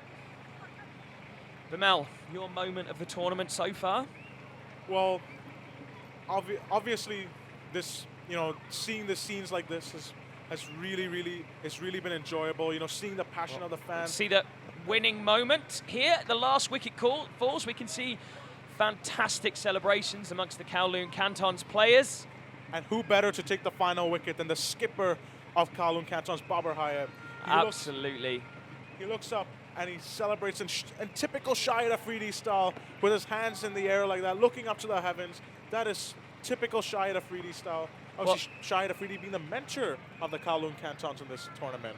It's been absolutely fantastic to see so many wonderful performances from Hong Kong players, and Babar Hayat in this particular match making a brilliant innings in that opening partnership worth 149 runs off just under 15 overs. So we see him there. And obviously City Kaitak also got off to a great start with Kyle Kotza providing some amazing fireworks. But in the end, his efforts went in vain as none of his teammates could really provide the support he needed for the foundation he built to get them over the line. And now it'll be heartbreak for City Kaitak. As you see the trophies there on the table, it'll be heartbreak for City Kaitak as they see Kowloon Cantons pick up that winning trophy.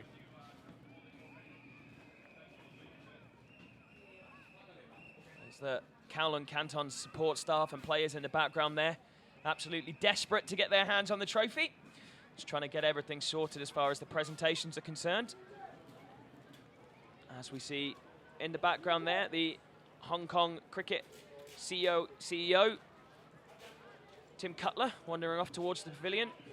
Just had a look around to my right and I saw Hong Kong JD Jaguars superstar Darren Sammy just walking out over here.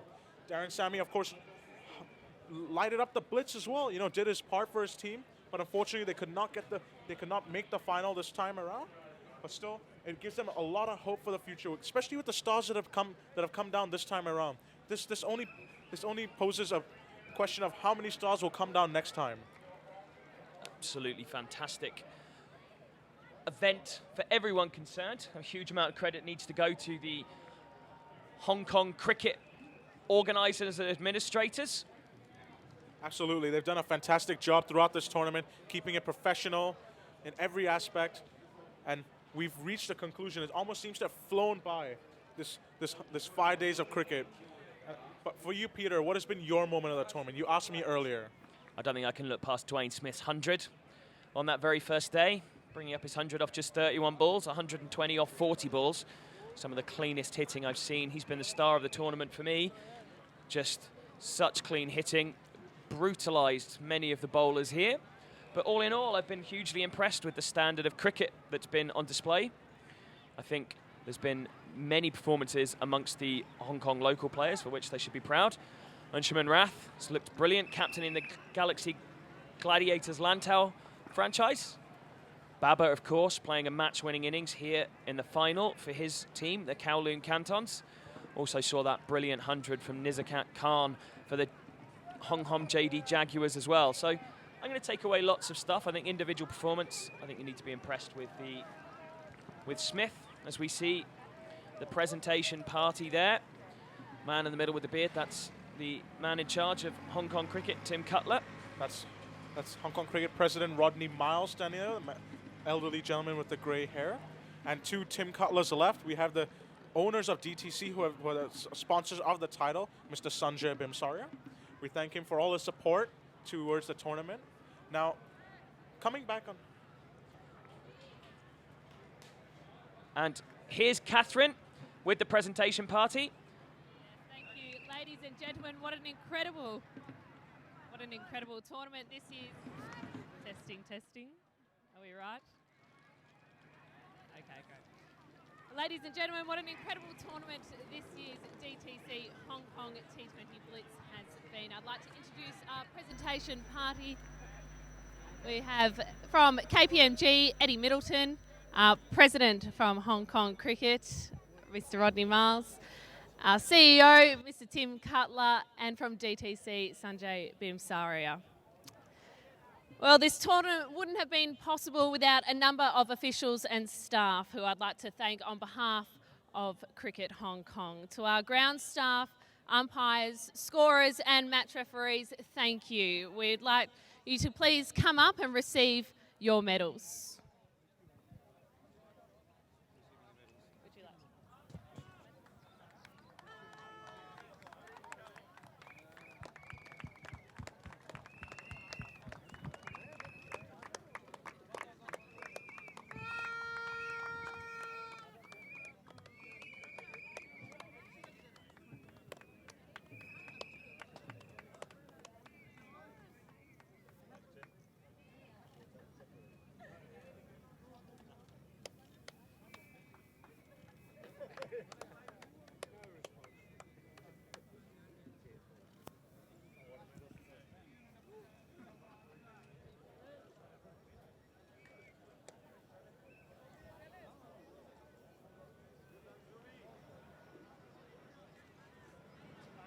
And while they are receiving their medals, I'd like to thank our sponsors, DTC Mobile, our caterers, Jeshan and Gaylord, KPMG, Peroni, Red Bull, Gencor and Regal Hotels.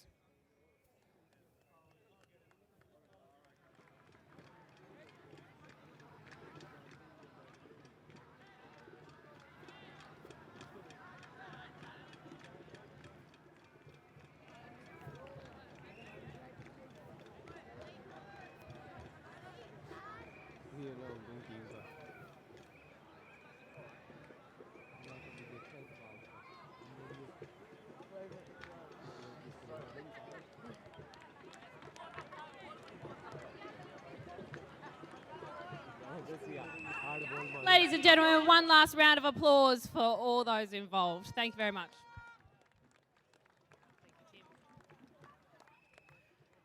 Well, we've witnessed some brilliant cricket over the past few days. Dwayne Smith's century off just 31 balls, Misbah Huq's 6 straight sixes, and Hong Kong local Nizakat Khan's unbeaten 120. But there can only be one champagne moment, and this year it goes to a man who took one of the most incredible catches we've seen here at Tin Kwong Road Recreational Ground. Mr. Tim Cutler, if you could please present the award. The winner of Champagne Moment goes to Imran Arif.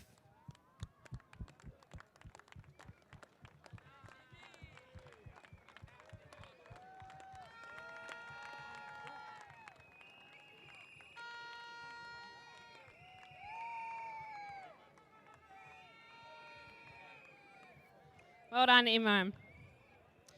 And now to player of the series. We've become quite used to saying his name because he won a number of Man of the Match awards. He finished the tournament with 150 runs and 9 wickets. Ladies and gentlemen, player of the series goes to City Kaitak's Chris Jordan. And Rodney, please ask him.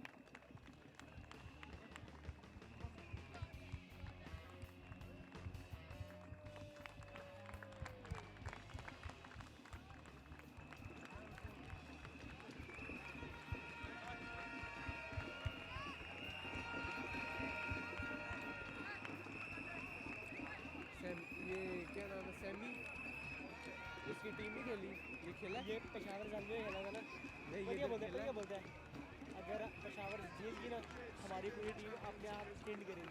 Well done, Chris. Well, on behalf of Cricket Hong Kong, we'd like to congratulate all 5 teams on their performances over the past few days, particularly our finalists, the Kowloon Cantons and City Kaitak. I invite the captain of City Kaitak, Azaz Khan, to receive the runners-up trophy and to say a few words.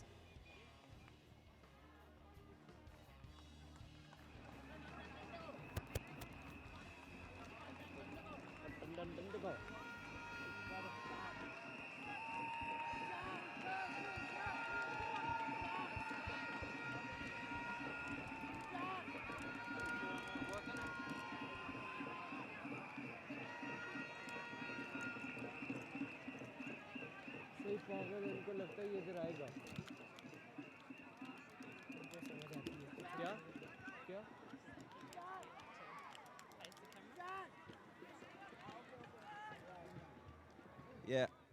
Can you hear me, guys? Yeah. I would like to thank Cricket Hong Kong for organizing this T20 Blitz. It was a great tournament.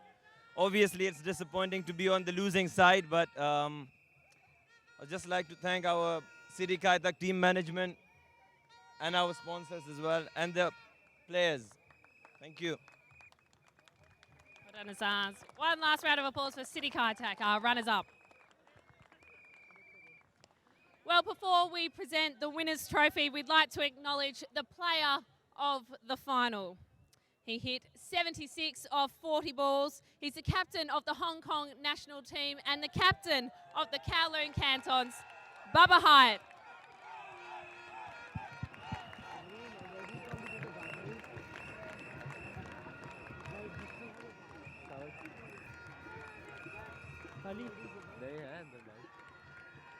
Noise reduction के लिए होता है ना वो जिससे हवा नहीं आती फिर आवाज ये वो खत्म करता है. Congratulations, Babar. And don't go too far because we'll be calling you back very shortly. I'm pleased to ask Sanjay from our title sponsor DTC Mobile to present the winner's trophy to the team owner and captain of the champions of the 2017 DTC Hong Kong T20 Blitz, the Kowloon Cantons.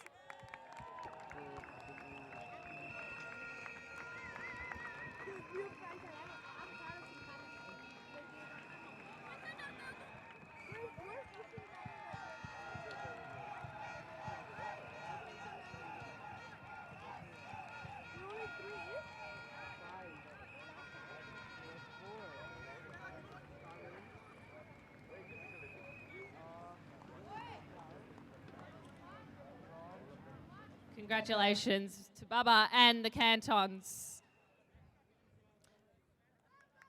Babar, don't go too far because we'll get you to say a few words on behalf of the Kowloon Cantons.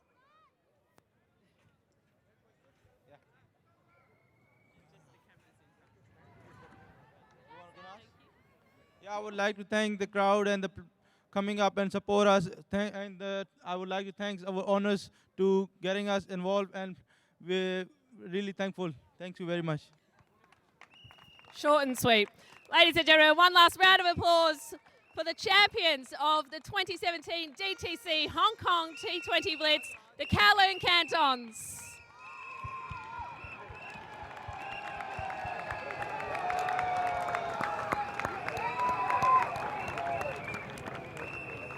Karachi के ही है ये Delhi blue होती है ना दूसरी है ना मुंबई चेन्नई ये ना इस्लामाबाद की पिछले साल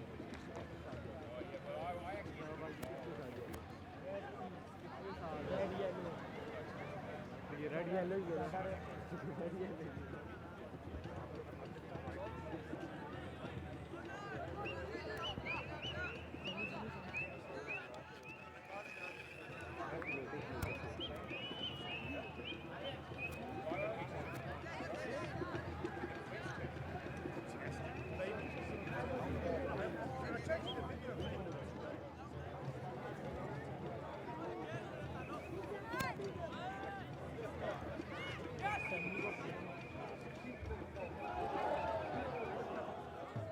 They'll be celebrating long into the night, I would imagine. Plenty to do here in Hong Kong, a wonderful city.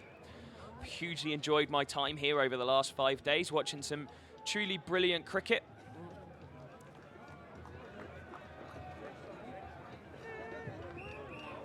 There's lots of smiles amongst the Kowloon Cantons squad. And I'm sure that trophy will be taken with them wherever they go tonight. They won't want to let it go. There's Babar Hayat there with the man of the match trophy from the final as the team owners come in to celebrate with their team. There's been a huge amount of support from them throughout the whole of the 5 days of this competition. The noisiest tent by a strong distance. They've been hugely supportive of their team. And you can see Dwayne Smith in the middle of your picture there, a massive grin on his face. And the leading run scorer of the tournament, some may say the man of the tournament, but of course Chris Jordan's the one who's been given that for his all-round performance, both wickets and runs, the England all-rounder.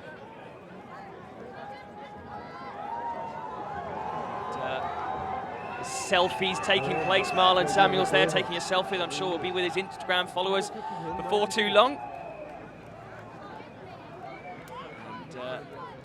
Seeing a real close-up now of the celebrations amongst the players.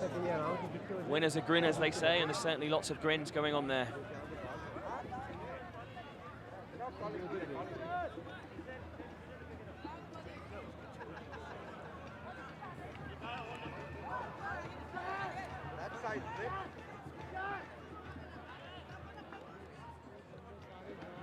And there we have it, the conclusion of the 2017 DTC Hong Kong T20 Blitz. Kowloon Cantons are the champions. I'm Peter Miller on behalf of myself, the rest of the commentary team, and everyone who's brought this production to you. Thank you so much for joining us, and we hope you'll be back with us again next year. Goodbye.